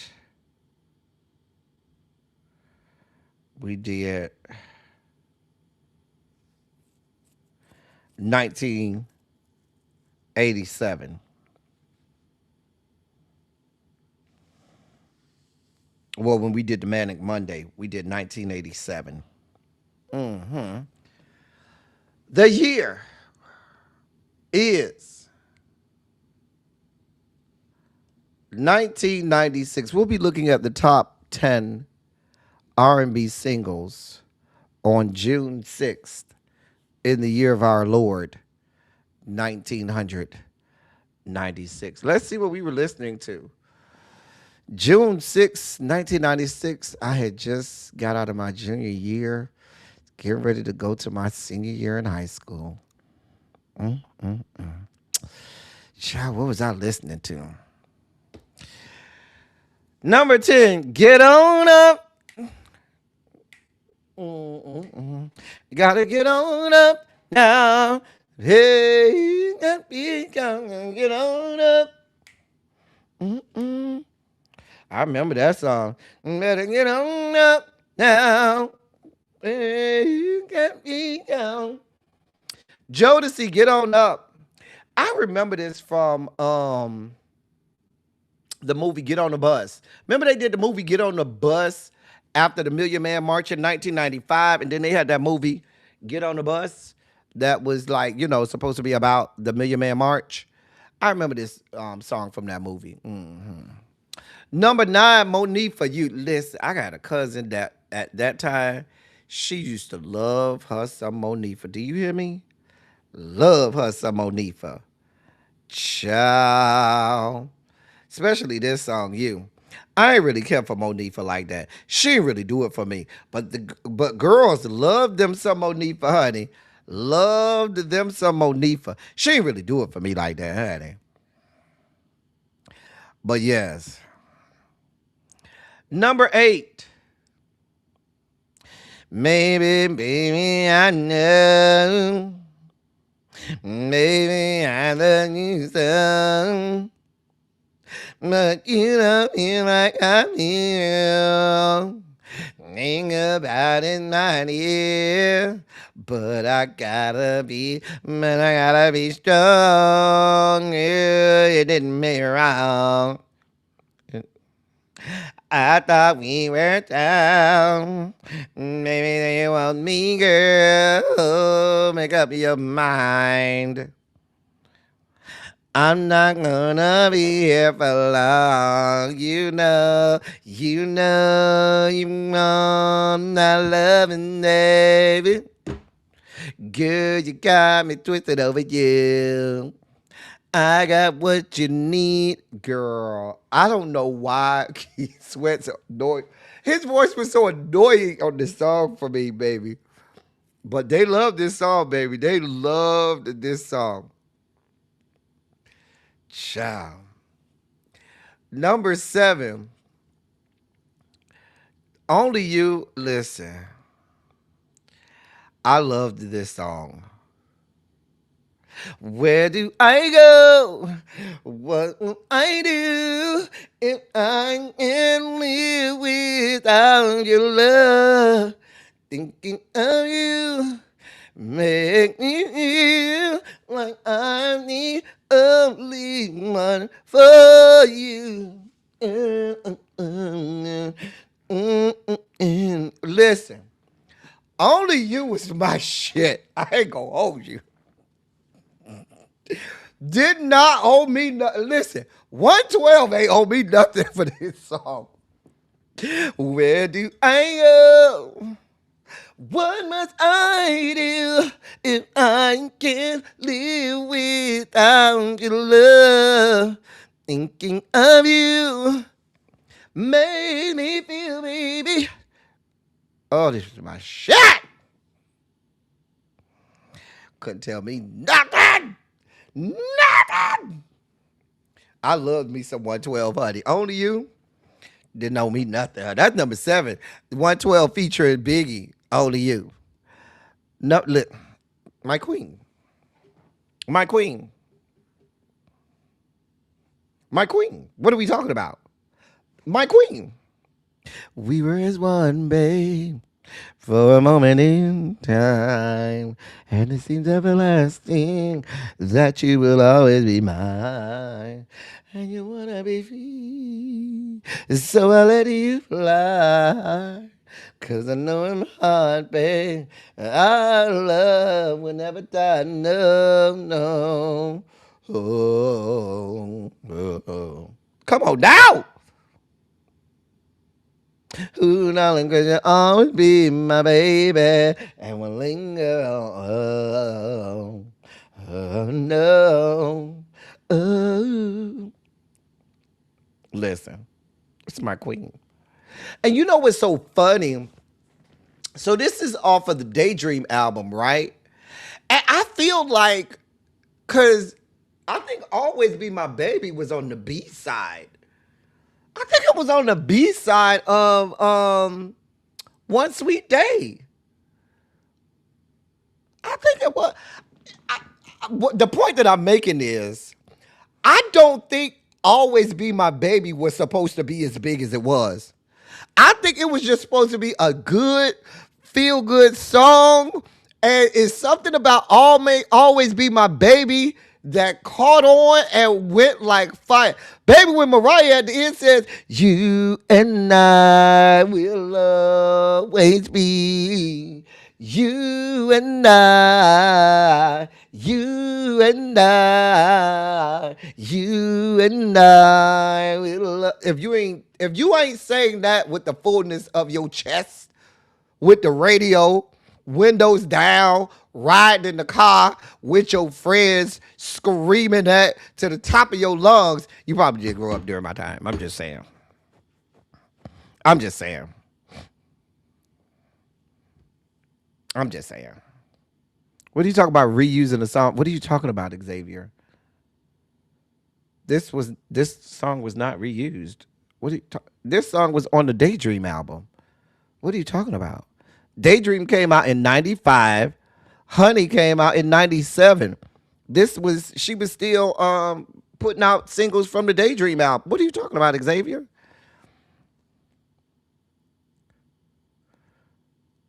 I'm just saying. You know what? I can't say that. The reason that I say that is Mariah doesn't push herself vocally. This is a real chill vocal song for Mariah. Yes, Xavier, back in the day, albums would be out for like 2 or 3 years. That's what we be trying to help you understand, Xavier. Back in the day, you didn't put an album out. It took like 3 years. An album, you would release singles on an album, Xavier, and that might last you 2 or 3 years until the next album. This is some new shit since you've been alive, Xavier, where motherfuckers are putting out albums once a year. That just wasn't a thing. That's why they can't make no money. The singles don't even have a chance to breathe and live. That's why y'all don't have music today that's iconic like that, because as soon as you start to like a song, oh, here go another song. Wait, I just got into the last song. Can you give me a moment to enjoy this one? Like, Xavier, I need for you to know, Xavier. Baby, artists back in the day could go 3 years on one album. 3 whole years. And if you was like Mariah churning out number one after number one after number one, baby, listen. Like, what are you talking about, Xavier? Right. You used to buy the goddamn singles because that's how you know it was the A side and the B side. The A side was the song that got released on the radio. The B side was another song from the album that you might not have heard on the radio, and they wanted you to, have that song. Girl, like, these kids never understand what the A side and the B side is. They'll never understand. Baby, yes, 3 years on one album. Yes. That's not crazy, Xavier. It makes sense. It makes perfect sense. I'm just saying. That's why these kids now, that's why their songs don't have staying power. That's why they can't make the money they supposed to make. That's why they don't have staying power. That's why none of these girls could ever dream of getting diamond status. Oh, slipping away with the B-side to always be my baby. Okay. I knew it was something that was on the B-side to always I thought always be my baby was on the B-side. Okay, you're probably right, Montrez. I'm just saying. Baby, listen. Exactly, Yana. These kids will never understand making money off the singles because you not only bought the album, you had to go buy the single because somebody like Mariah is going to have 3 different remixes on the single and have a B-side. Because that's how you got all of the different remixes. And you might have 3 or 4 different remixes to the song. You have the original radio cut. There were 2 cuts. You had the radio cut. The album cut was always longer than the radio cut. So let's say the radio cut was like 3 minutes and 3.5 minutes. The album cut was longer, might have been about 4.5, 5 minutes. And then after that, you had 2 or 3 different remixes of that song. Oh, these kids will never understand. They'll never understand. They'll never understand. You better teach the people, Montrez. See, Montrez is our musical expert here. We have to lean on our boy Montrez. He's our musical expert here. Okay? Our music aficionado. Antonia, these kids will never understand it. Because I didn't understand what Xavier was talking about. I was like, what are you talking about? I really, when Xavier said the 90s girls love to reuse it. Wait, what are you talking? That's why I'm like, what are you talking about? Reuse for another album? No, it's just one album. Child. And you had to learn all versions of that song. Did.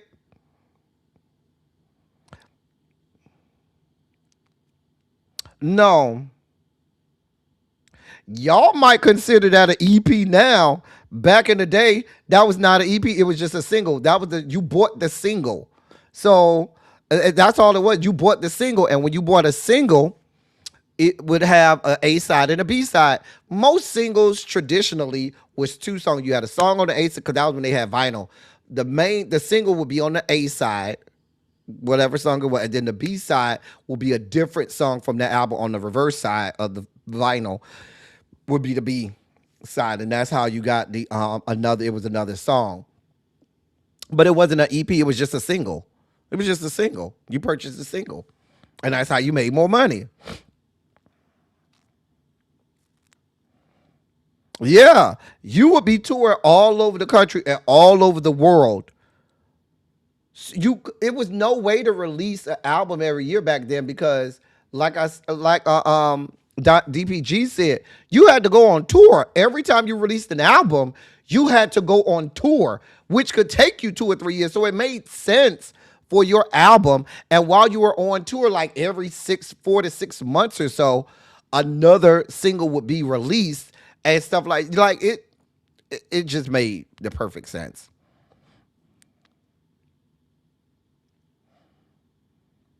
Mm-hmm. Wait, so then for every remix, no, you didn't have to buy every remix. What would happen is on the single, they would have all the remixes on the single. So when you bought the single, it would have all of the remixes on the single for that song. Mm-hmm. And some songs, the remix was better than the song, the album cut. There are a lot of songs where you know the remix better than you know the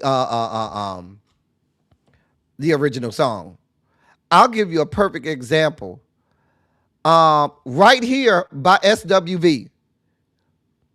No, well, not Right Here. Rain on Me. Rain on Me, the remix is better. Right Here. Now, Right Here by SWV, Love Will Be Right Here. I guarantee you, you know the remix better than you know the original. Mm-hmm. And I'm gonna tell you which remix you know. You know the remix with Human Nature in it better than you know the original Right Here song. I ain't gonna hold you. Trying to tell you. Speaking of kissing you, that's number 5 total. Kissing you is all that I've been thinking of. Then you had that list beyond the dike, Pam. I'm in love. I'm in love. I'm in love. Baby, listen. This when Pam was over there licking it. Now she's saved, sanctified, filled with the Holy Ghost and the mighty bird and fire, and she don't know nothing about it now. But back in the day, back in the kissing you is all that I'm thinking of. Ooh, ooh, child. Don't I can't stand the way Pam be trying to act all. Baby, look at Pam over there with this album. Pam is sitting over there with them shades on, with that shortcut. Baby, Pam was a whole thug, okay? A hard ass thug. And now she want to be all saved and stuff. Stop playing with us, Pam. Why can't stand her? Baby, I can't stand her. Yeah, Raphael Sadiq wrote it. Did.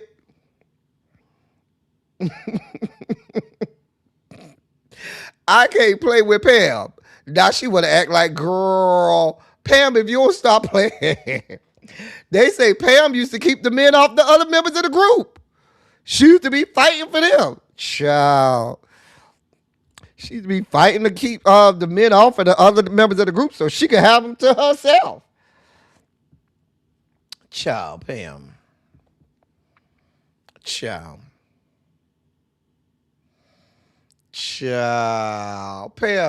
Pam, stop playing with us, Pam. But Kissing You by Total was number 5. Number 4, Touch Me, Tease Me. Come on now. Baby, I'm about to explode.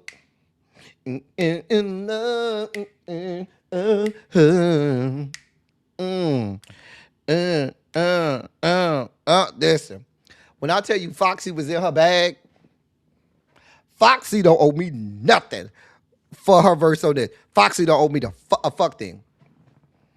Foxy don't owe me a fuck thing for that verse on this song right here. Foxy gave me everything I needed. Everything I needed. Everything I needed. Don't owe me shit. Don't owe me a damn thing. Shout out to Foxy. Ciao.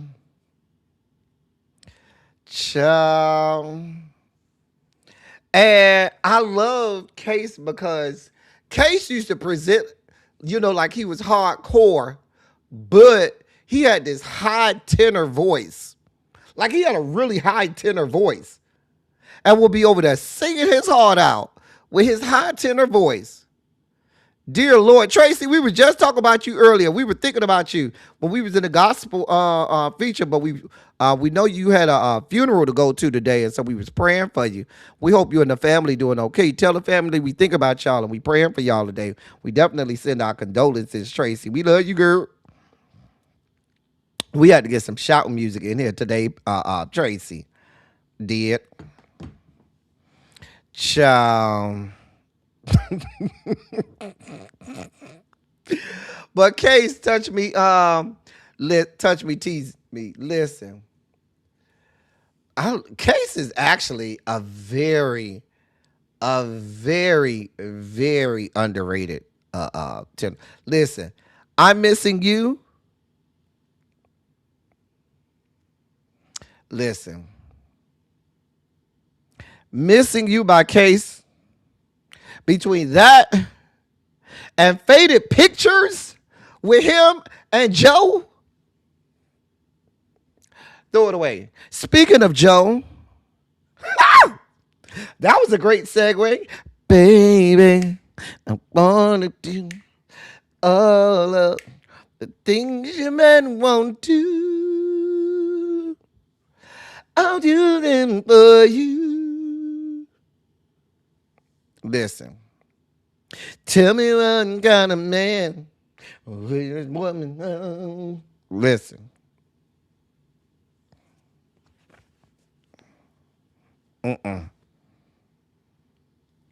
What good is a diamond nobody can see?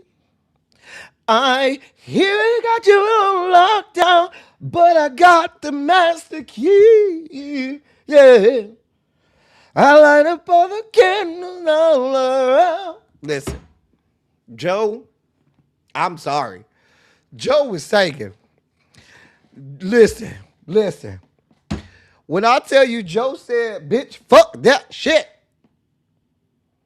I think this was on, wasn't this on the soundtrack for Don't Be a Menace to South Central while drinking your juice in the hood? When Ashtray and old girl was having sex on the kitchen floor, and he tried to stick that hot dog in her mouth, and she snatched it and said, that's the baby's lunch. I said, girl, wasn't this on Don't Be a Menace? I think it was.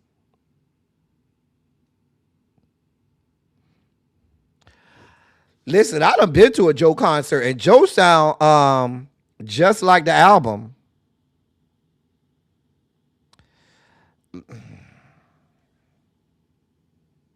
When that man say, nothing can be sweeter than the sound of making love. Baby, when I start, I just can't stop. I love you to the bone, to the top. Listen. Baby, I wanna do all of the things your man won't do. I know. Oh. Listen, Joe was in his bag. Joe said, bitch, I'm finna give you throat. I'm finna sing down. Yeah, he did a Tiny Desk concert looking like a whole uncle and somebody's thugged out ass uncle. Yeah, he still sound good. He had a full beard too. I saw it. Did. Joe is another underrated singer. Listen. Monica's best song. Sorry. Full stop. Her best song. What are we talking about? This is the woman's best song. This is her best song. This is her best song. That's it. That's all. Fight Your Mammy. It's Why I Love You So Much, and then everything else. That's it. That's all. This is her best song. That's it. That's all. Not 50 pounds of onions.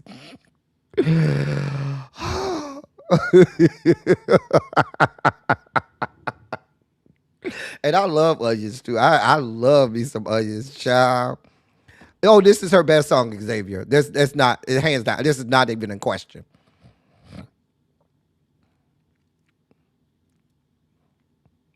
Listen, this is her best song, Xavier. There's nothing to argue about.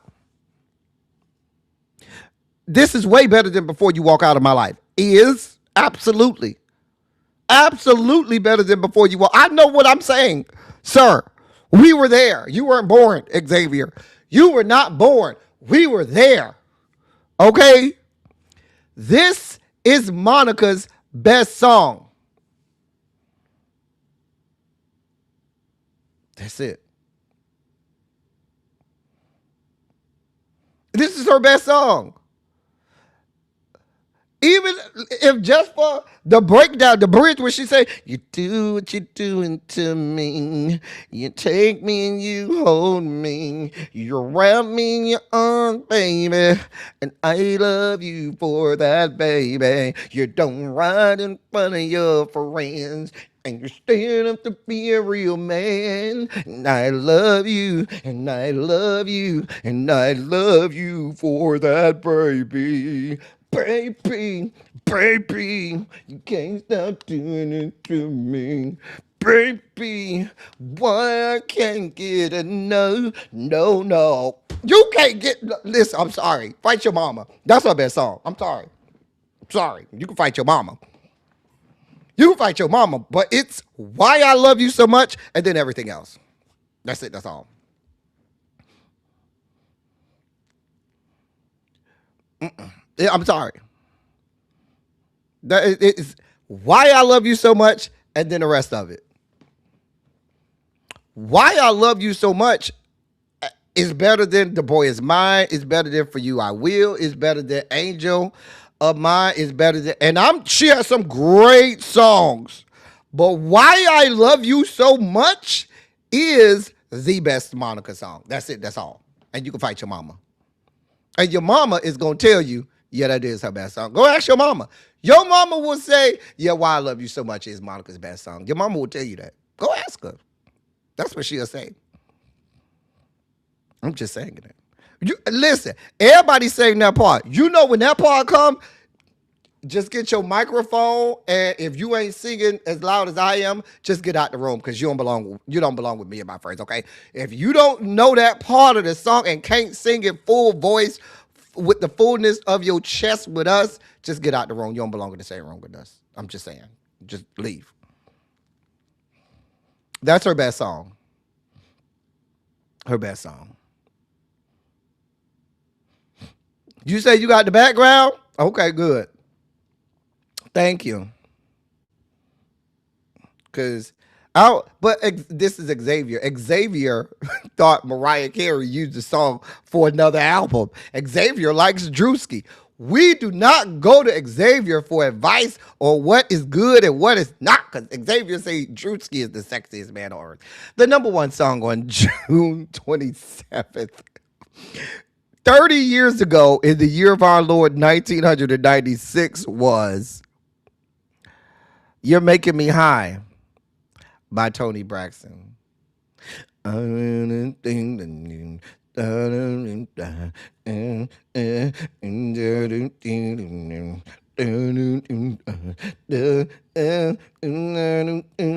know the words to Tony Braxton's song. I had never know the words. Baby, baby, baby, baby, baby. I get so high around you, baby. I can't touch the sky. You make my temperature rise. You're making me high, baby, baby, baby, baby. So high. I'm just saying. I just never know. Now, consequently, there was a Tony Braxton this week in 30 years ago did not just have You're Making Me High. The song that actually went to number one was a radio cut that would do half You're Making Me High and half of Let It Flow. Because remember, this is 1996, coming off the heels of the Waiting to Exhale soundtrack. So you had her Secrets album had just came out.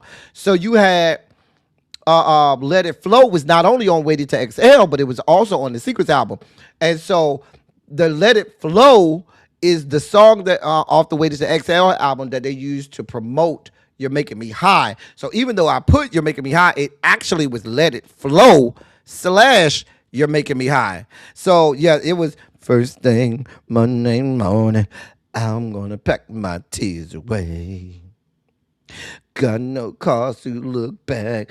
I'm looking for me a better day. You know, she had that deep, very white voice.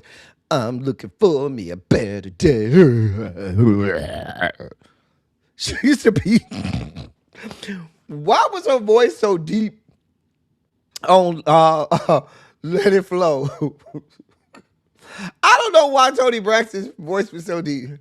Got no call to look back. I'm looking for me a better day. It was so deep. Child. Listen, what she used to say, just let go. Let it flow, let it flow, let it flow. Everything's gonna work out right, you know. I mean, her voice used to go deeper than mine. Like, damn, Tony. Everything's gonna work out right, you know. Like, girl. Child. Child. Baby mama was down there. This was a good list. This was a good little list. Now, let's go back. Top 10 songs 30 years, top 10 R&B songs 30 years ago on June 27th in the year of our Lord, 1996. Oh, let me go back. Number 10, Get On Up, Jodeci. Number 9, You by Monifa. Number 8, Twisted, Keith Sweat. And no, Xavier, I think Keith Sweat started Beijing around this time. You got to remember, Xavier, Keith Sweat go all the way back to the 80s. He ain't no spring chicken. Keith Sweat was around from like the mid 80s. Like Keith Sweat go back to like 85, 86. So by the time we got to about 96, he might have put a little bit in there. He probably, not a lot, but he probably had a little bit. You could tell in this album, he had they had foundation on him in that album cover. I ain't gonna hold you. Number 7, 112, Only You. Where do I go? What can I do? Child. Number 6, Always Be My Baby by my queen, Mariah. Number 5, Kissing You. Kissing you is all that I've been thinking of. Kissing You by Total. Number 4, Touch Me, Tease Me, Case featuring Foxy Brown, that is, and Mary J. Blige. Number 3,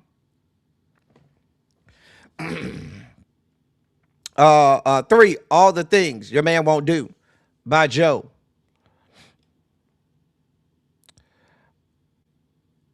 Why I Love You So Much by Monica is number 2. And the number 1 song, You're Making Me High, along with Let It Flow. Tony Braxton. Great list.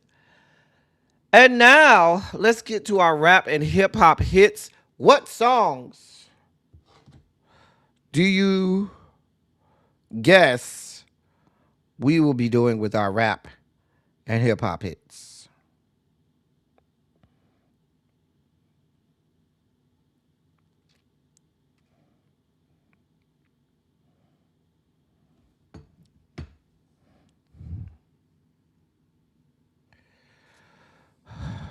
$1998. No, not 98.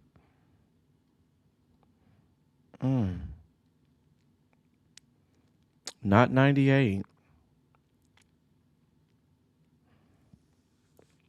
2013. Not 2013. Not 2013. Up. Lil Baby got it. It's 2009. We'll be looking at the top 5 rap and hip hop songs on June 27th, 2009. Xavier, how old were you at that time? 8, 9, 10 years? Xavier was probably about 9 or 10 years old. I'm going to say Xavier was probably about 9 or 10 years old.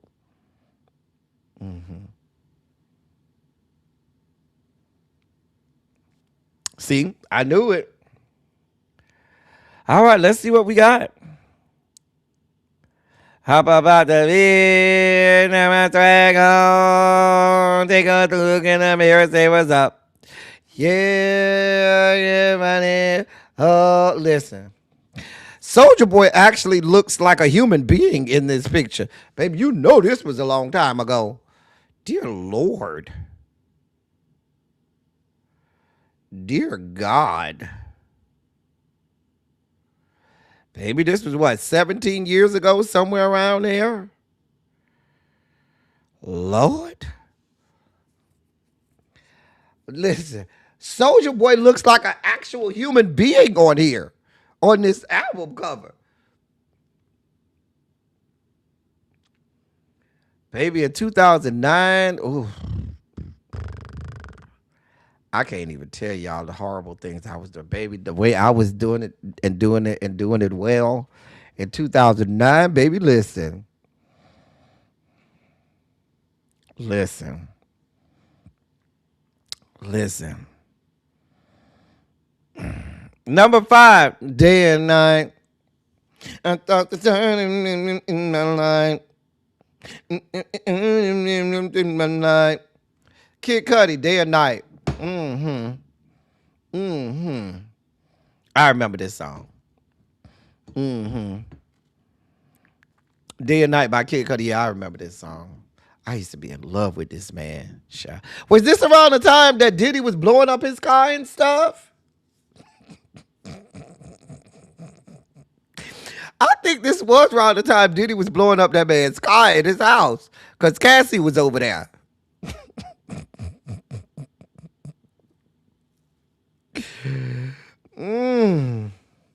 Ciao. Number 3, Pitbull. I know you want me. I know you want me. Listen. I'm from Miami. I was in Miami at this time. And let me tell you something. There was no getting away from this song. There was no getting away from this song. You could not get away from this song. You could not get away from it. It was everywhere. It was everywhere. Like you just couldn't get away from it. Jesus God. You could not get away from it. Oh my God, Jesus Lord. Couldn't get away from it. Only rapper that used to be doing it always in a fucking suit. Always had a suit on. Kept a suit on. Shout out to Pitbull. Kept him a suit on. Number 9. Boom Boom Pow. I just remember Fergie screaming and yelling at the end of this song. And there was one good line from this song. I'm so 3008, you so 2000 and late. That was her only good line. I'm so 3008, you so 2000 and late. That was her only good line. And then she was just yelling and shit at the end. People in the club! Like, girl, what are you yelling for? Boom, boom, boom, boom, boom, boom, boom, boom, boom, boom, that boom, boom, boom, that boom, boom, boom, boom, boom, boom, that boom, boom, boom, boom, boom, boom. Yeah, it did. Yeah, it did, little baby. Ciao.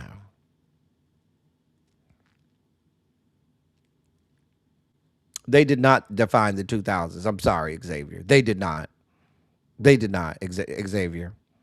You were too young to understand, Xavier. They did not define the Black Eyed Peas. They did not define the 2000s. That no. And I don't expect that coming from you. I expect for you to say something like Beyond Skank defined the 2000s more than fucking Black Eyed Peas. But who the fuck am I? The number 1 song on June 27th in the year of our Lord 2009. This is when Wheelchair Jimmy really started to just come into like, Jesus God. This is around the time where rap was just going to hell in a handbasket. It just was going to hell in a handbasket. It was going to hell in a handbasket.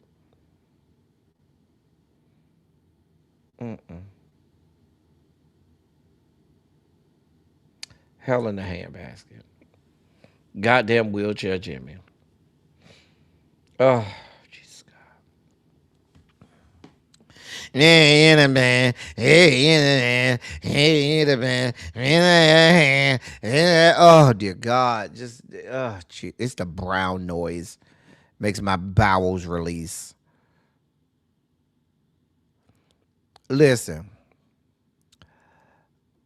Saying something is the top 10 Drake songs is like picking out the top 10 turds that you just shitted in your toilet after a long ass shit. It's a fucking mess. This is when rap just started to go downhill.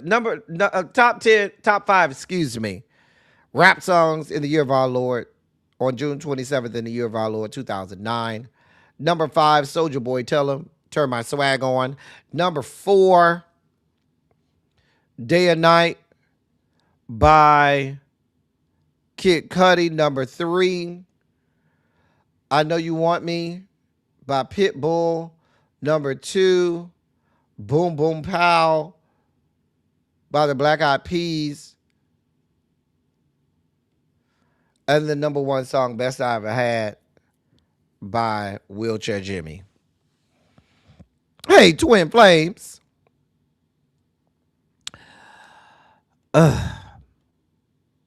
Hey, man. It's time for our video breakdowns. We have a bunch of them today. Because my algorithm was doing the most. It was doing the absolute. My algorithm was doing the absolute the fuck most. Do you hear me?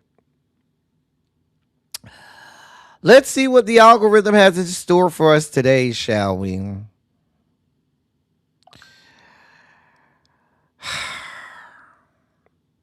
Here's our first video breakdown.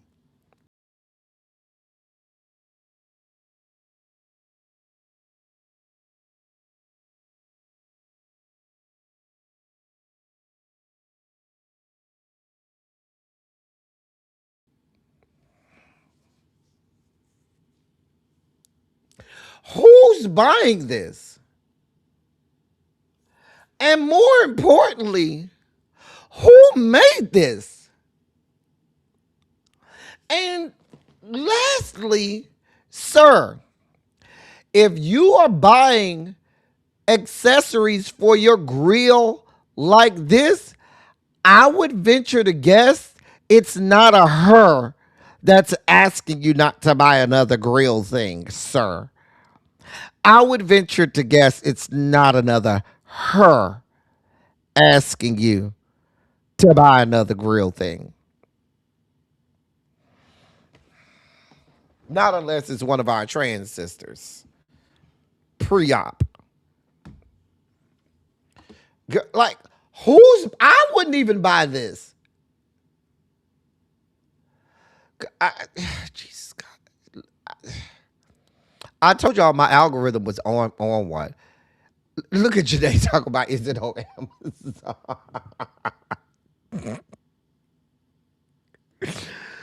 Oh my God. Right. Child. Lord. Here's Jesus Lord.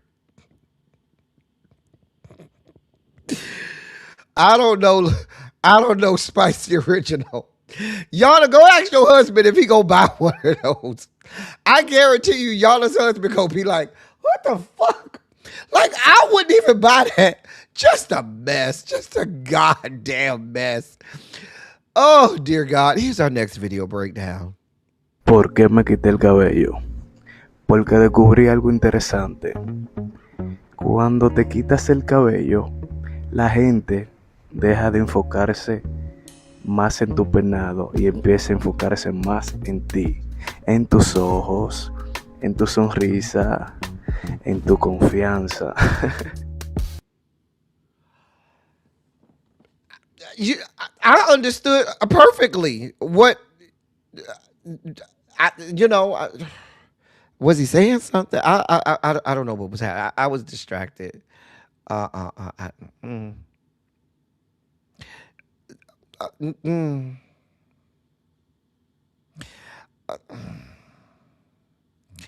Like, oh,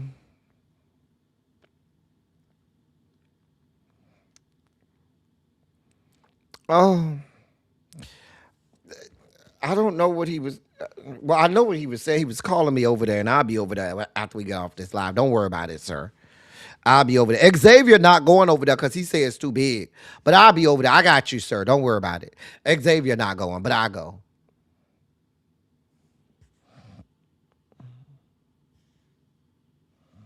Just saying. I'll be over there. Don't worry about it. Here's our next video breakdown.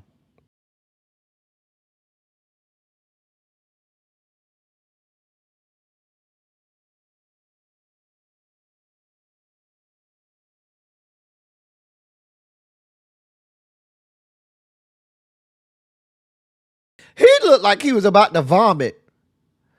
Like, who's doing that? Oh.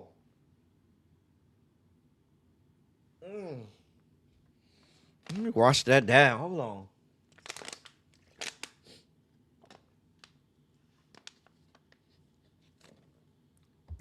I had to wash that back down because something was about to come up. Ooh, something was about to come up. Oh, God. Oh, dear God.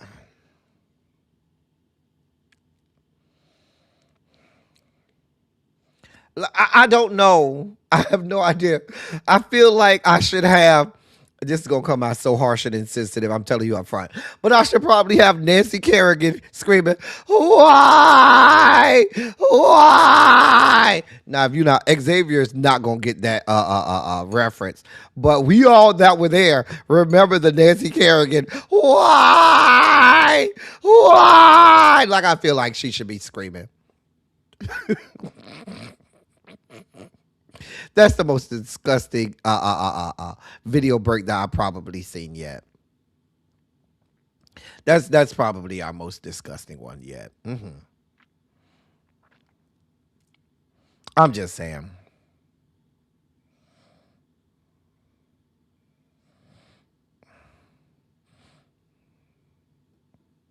Here's our next video breakdown.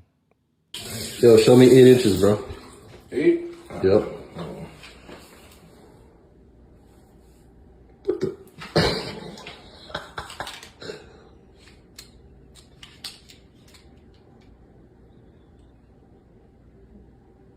You good? Probably, yeah, probably right there. All right, let's see. Let's get this shit.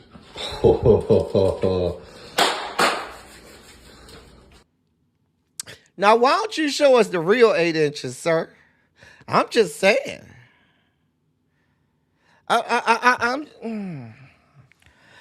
just saying.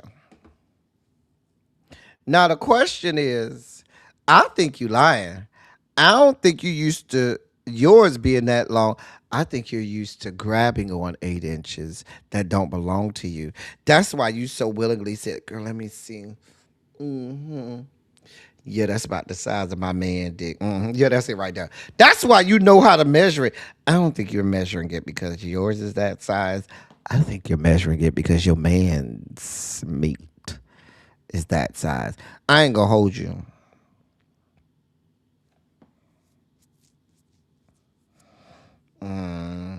I don't think he know his body. I think he know his man body.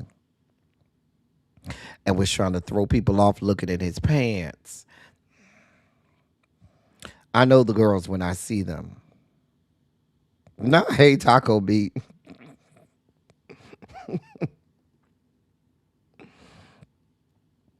Well, what are we supposed to do, Xavier, when we have men that have big meat? We just supposed to say, you can't have sex with me? That's not how that works. You learn to adapt. Oh, dear God. Here's our next video breakdown.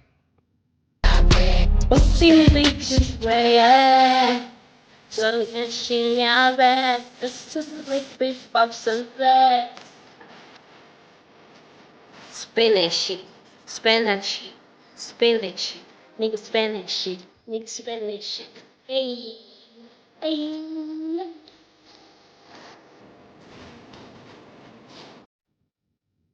Spend that shit on a dental appointment, ma'am, please. That's what I need you to spend that shit on. I'm just I'm just saying.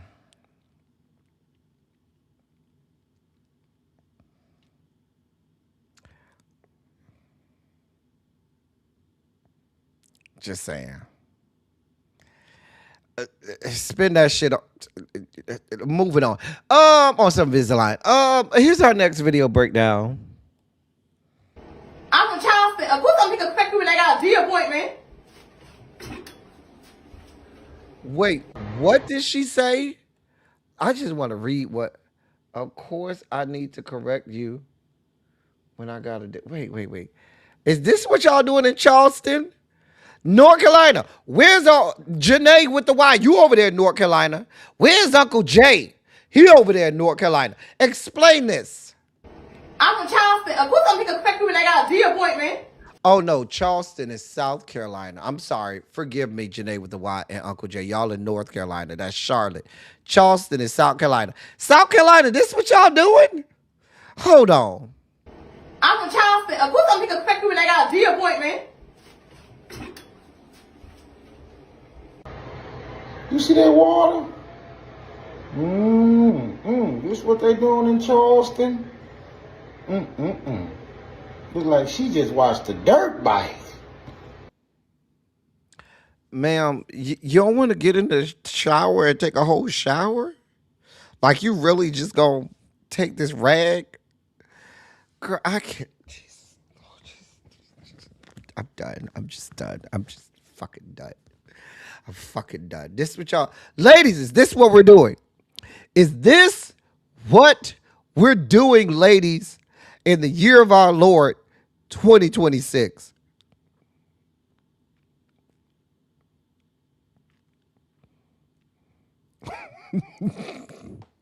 Not you say she don't got a D appointment, she got a VD appointment.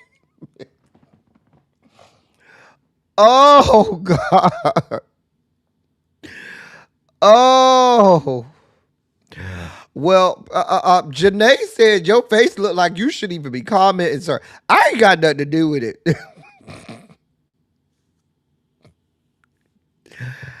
Xavier, I have nothing to do with these people. I don't know what's happening.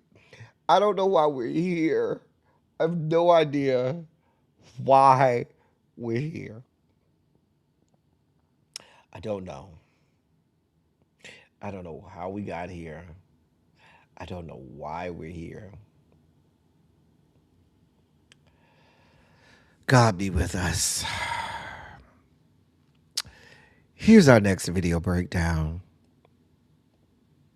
Send this hoe to the slammer because this bitch is braiding air. That hoe gonna be bleeding like a motherfucker when she leave that shop. That boneless ass braid. Just let it go, bitch. You shouldn't have been snatching them damn wigs off like Velcro. I told y'all. When you take the wig off, you got to lube that motherfucker. Y'all just be raw dogging them bitches. Look at her braiding that bitch thought. Y'all need to do some fair time for this shit. Cause this don't make no damn sense. The fuck? Then that bitch thin as the fuck. Like, God. That hoe can grip some hair, God. I know her motherfucking fingertips be bleeding when she get through with that bullshit. She can braid her ass off, but that shit ugly as fuck at the front. Look at that. That thin ass shit at the front, then that shit start getting thick. That motherfucker. That motherfucker needs some protein, skin ass braid in the front of her damn head. Girl, fuck you. Oh. But them braids fat though. God damn. Oh. Look, that bitch George Jefferson at the front. Oh. Oh. Listen, I need Rance Allen to come out and sing. He was a miracle worker. She was a miracle worker. Rance Allen, miracle worker. I think I got a Rance Allen somewhere. He ain't miracle worker, but just because I need Rance Allen. Where's Rance Allen? I just need Rance Allen because that was a miracle worker.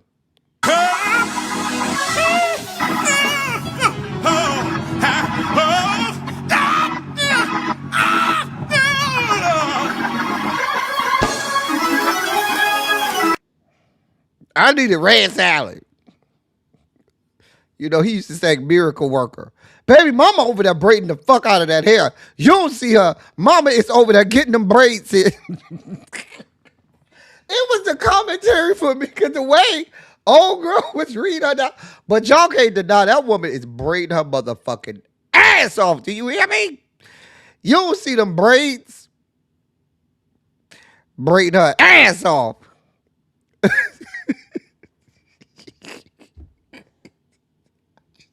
God. Oh.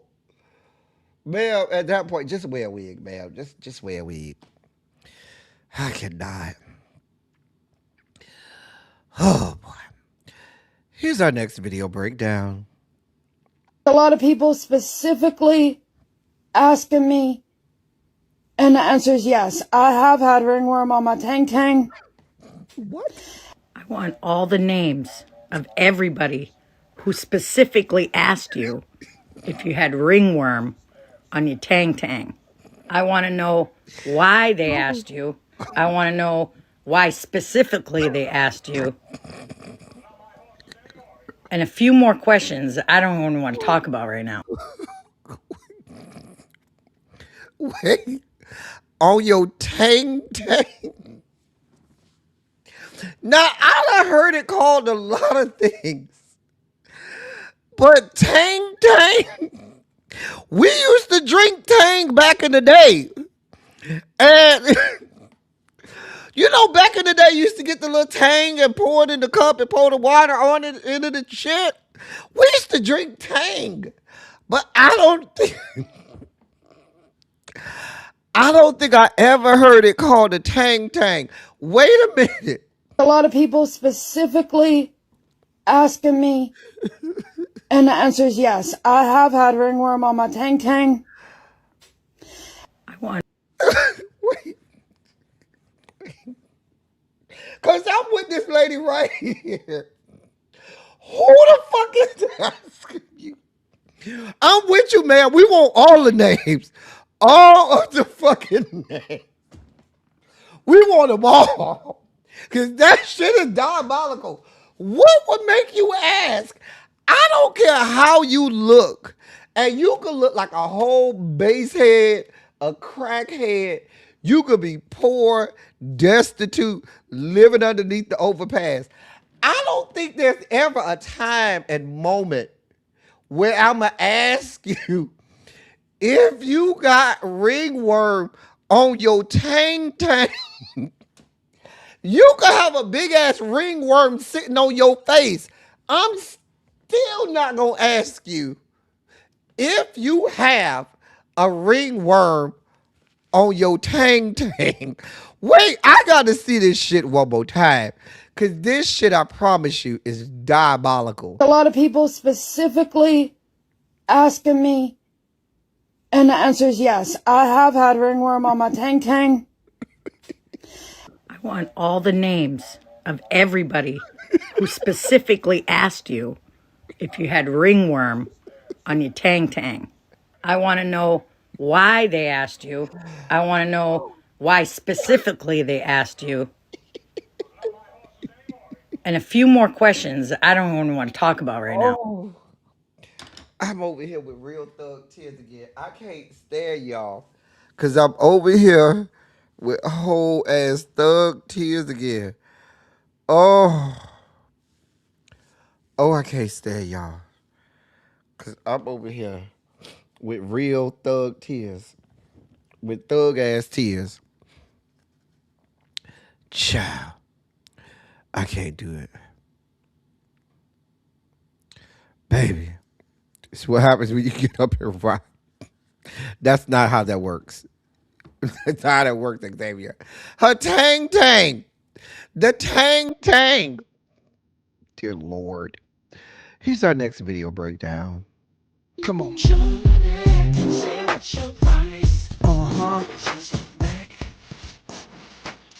Uh-huh. Yup.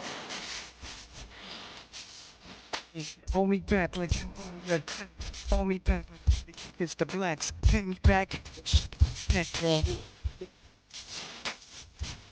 Uh-huh.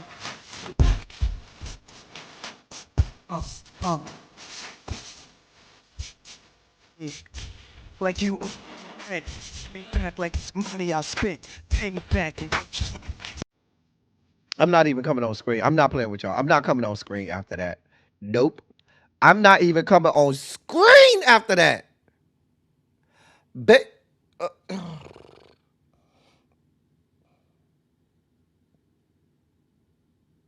I'm done.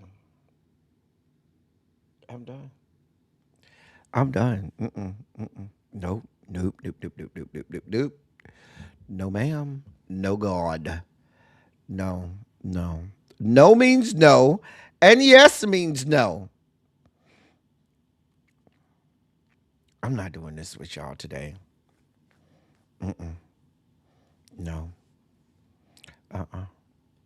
That's not why Jesus died. That's not why Jesus died. That's not why John the Baptist got beheaded. That's not why Jonah was swallowed by the fish, the big fish. That is not why Shadrach, Meshach, and Abednego was in the fiery furnace.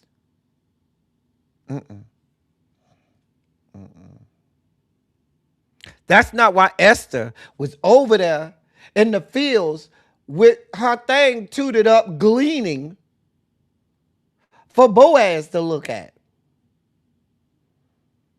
That ain't why none of this happened. Not doing this with y'all today.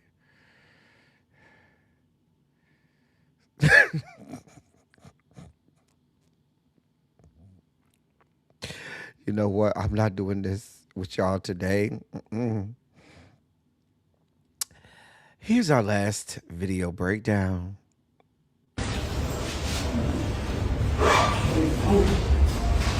I'm sorry, what in the Oompa Loompa tic-tac-toenail bullshit is that? And then you have the nerve to paint those pebbles? Get the fuck. I think we've had enough internet for today.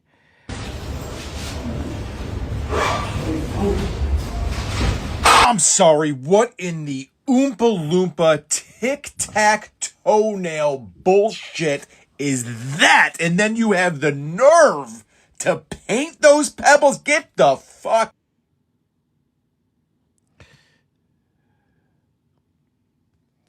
Oh, yeah, that wasn't Esther in the fields. That was Ruth in the fields. You're right. Esther was scared she was going to get killed if she went and talked to the king. You're right. She was over there with Mordecai. You're right. Esther was with Mordecai.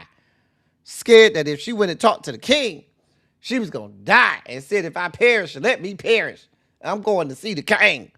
Ruth was the one that was out there tooted up, gleaning for Boaz. You're right. Esther was with her uncle, Mordecai. And Ruth was over there. Her mother-in-law told her to toot that thing up for Boaz. Did. Just saying.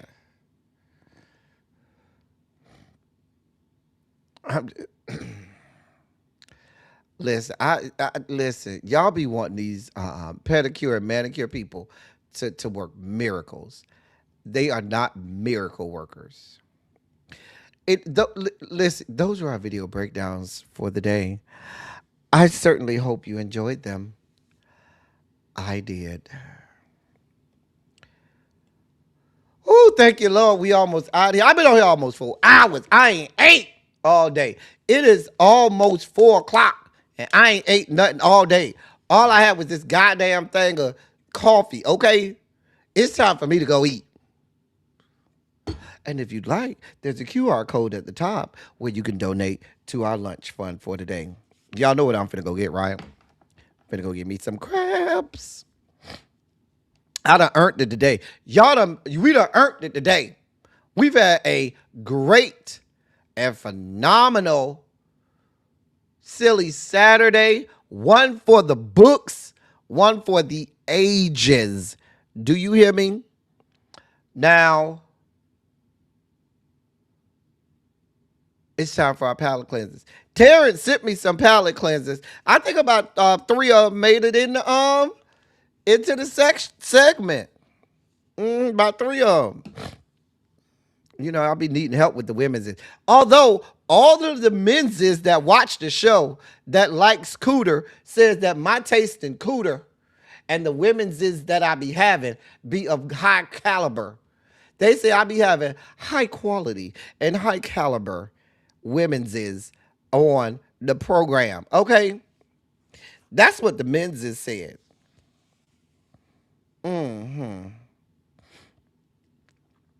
Just saying. Oh. This is where we starting? Well. Oh. Hey, pretty lady. How you doing? Oh, I like that little outfit. Using little ties as your little top with the tie. I like that. That's sickening. Hey. Oh. That's a big old booty. That is a big old booty. Oh.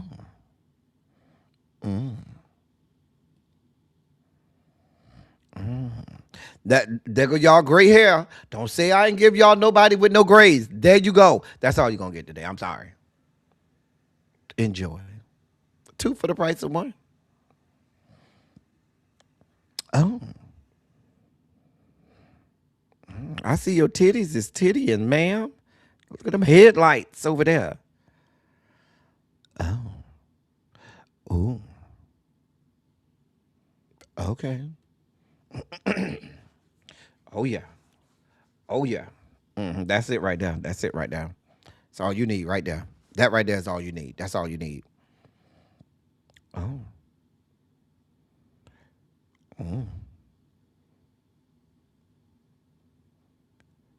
Oh, there goes some more gray hair for you. There you go. See? It's a lot of man, though.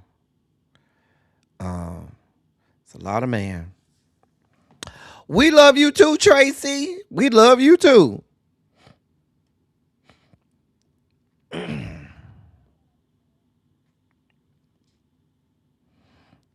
That's a lot of woman.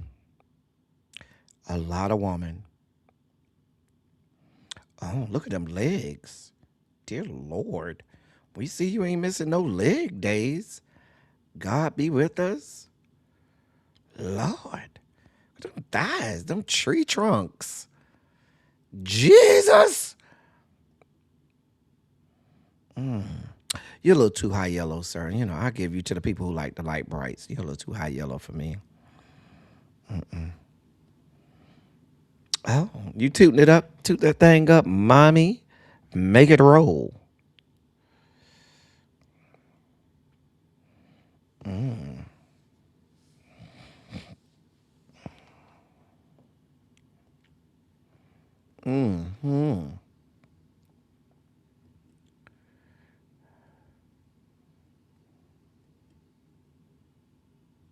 Somebody tell Catherine she way behind. She behind. Tell her to press the live button.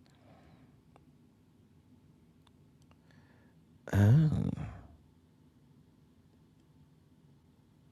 Hey, pretty lady. You real pretty. I like them glasses.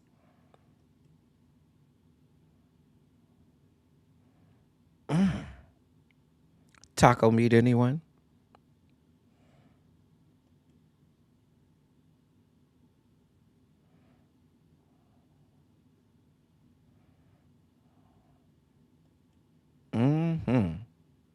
That's a cute dress. I don't know if that purse go with it. Y'all think that purse go with that dress? I ain't even looking at her body. I'm just trying to see if the purse go with the dress. I don't feel like that purse go with that dress. Shouldn't your purse match your dress, or is that not a thing, ladies? I don't know.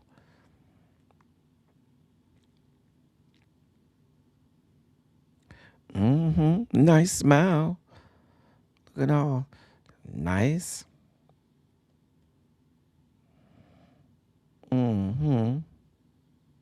What's his name? I think his name Keon, something like that. Oh, look at them hips. Look at that waist to hips ratio. Lord. Jesus. That's a lot of hips.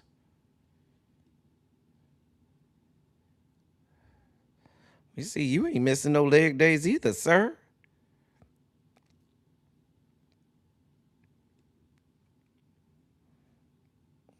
This a little YN right here.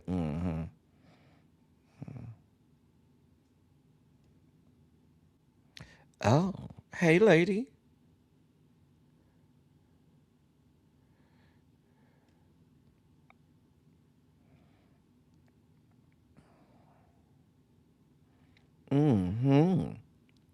Well, where you going?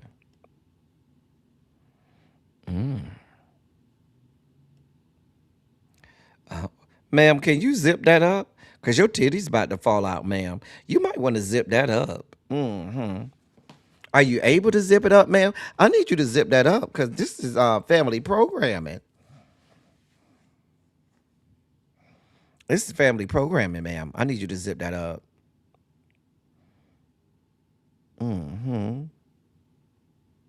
I'm glad you got the towel covering up all of your, bits and pieces, all your kibbles and bits.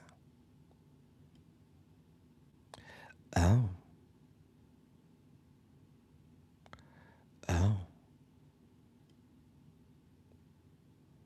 That's a pretty orange bathing suit. And that makeup is flawless, bitch. That makeup, child, I ain't mad about it. Who did your makeup? Baby, they did that. They did the fuck out of that. Oh. Nice little butch queen right there. Ow, I see you. That's real crude. That's real crude little butch queen. Got a nice little cakes right there. Nice little legs and body and smile and stuff. Hey.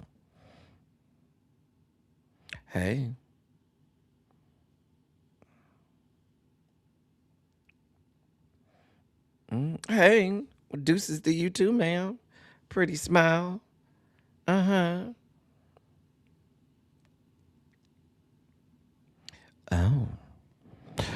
Ooh.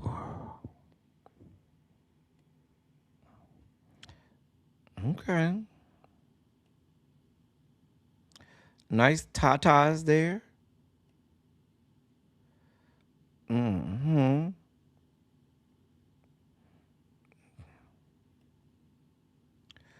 Oh, you on vacation? You chilling? You laid out? That's a lot of woman. It's a lot of woman. Oh. Well, hello, sir. All these men ain't missing no leg days, baby. They out here with tree trunks for legs. Dear Lord. Baby, that's a lot of ass. That's a lot of booty. That is a lot of booty. Baby, I stick my head up in there and it'll get lost. I mean, but then again, I don't really do the lady part, so I would never get my head lost. See how that works? I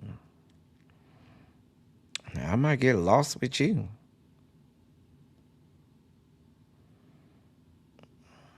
He look real goofy, which means he might be a good lay. You know, them goofy ones be real good in bed. They do. Them goofy motherfuckers, them the ones you want in bed. Oh, that's a lot of booty, ma'am. Shout out to Brazil. Brazil. That's a lot of booty, ma'am. That's a lot of booty. Oh, ooh. Hey, boy. Hey, boy. Where you going, mama? Mama, where you going, mama? You got kicked out the house. That's why you got that big bag with all your clothes in there. Mm, mm. That is what they call hourglass figure. I see the hourglass. Okay. Like sands in the hourglass. These are the days of our lives. Hmm. Oh. You lifting that up for me? I'm here. Oh. It's a big old booty. Them vertical stripes are doing you right, ma'am. Ma'am, the way you put them vertical stripes on, that is accentuating all of your accessories, ma'am. Them vertical stripes are doing you right. Now, you did that, ma'am, with them vertical stripes. You did the fuck out of that. I like that. And I don't even like cooter. Oh, but I like that better. Mm-hmm. Mm. Mm-hmm. Okay.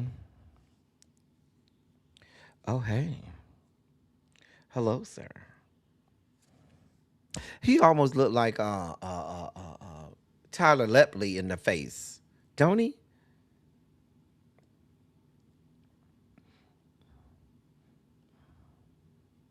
Mm-hmm.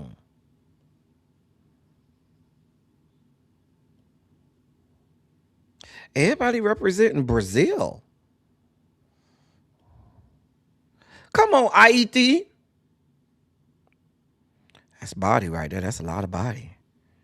A lot of body. Hey there, sir. Hey. Hey, man. You know I love seeing you, boo. We'll be laid up later, man. I'll talk to you later, okay? We'll be laid up later. Now listen, that's the dossier for today. Listen, we done been on here 4 hours. 4 hours. I done made it through. We done made it to the end. We done made it to the end. We have our Pride Month town hall tomorrow. Thank you, Janae, for sending a donation. Thank you so much for sending a donation. I hope y'all enjoyed yourself. We had a great silly Saturday today. Can I tell y'all? We've had a great silly Saturday today. An epic silly Saturday. One for the books. If you want to do like Janae and donate to the platform, donate your shoe size is what we ask. There is the QR code. If you'd like to keep the lights on over here, you can donate your shoe size to keep the lights on over here. See how that works? It's real easy. We don't ask for much. Just your shoe size. That's it. Anyway, that's the dossier for today. We'll be back tomorrow for our Pride Month panel. Looking forward to that. I'm about to chill out, watch some good TV today, and just hang out and enjoy life, enjoy today. I might call somebody to come over and lay up with me today too. Anyway, yeah, but I'm about to chill and hang out. Listen, y'all, I'm real hungry. I ain't ate all day, so I am dying.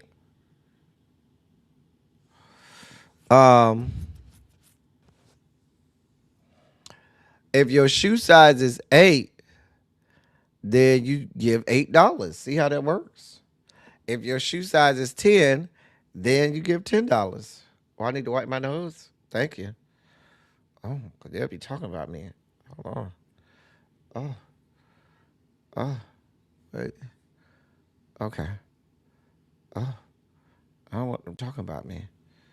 Okay. Thank you for looking out. Oh, dear God. Oh. All right. I should be good now, right? I don't know. All right. There we go.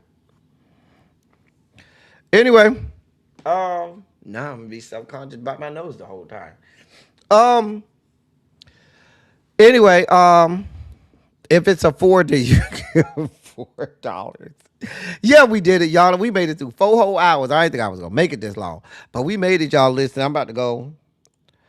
Like I said, I'm about to go get me something to eat. I don't think I want to drive nowhere. I might actually do DoorDash today. Y'all know I never do DoorDash, but I might do DoorDash today or Uber Eats today or something like that. I'll see what I do. Anyway,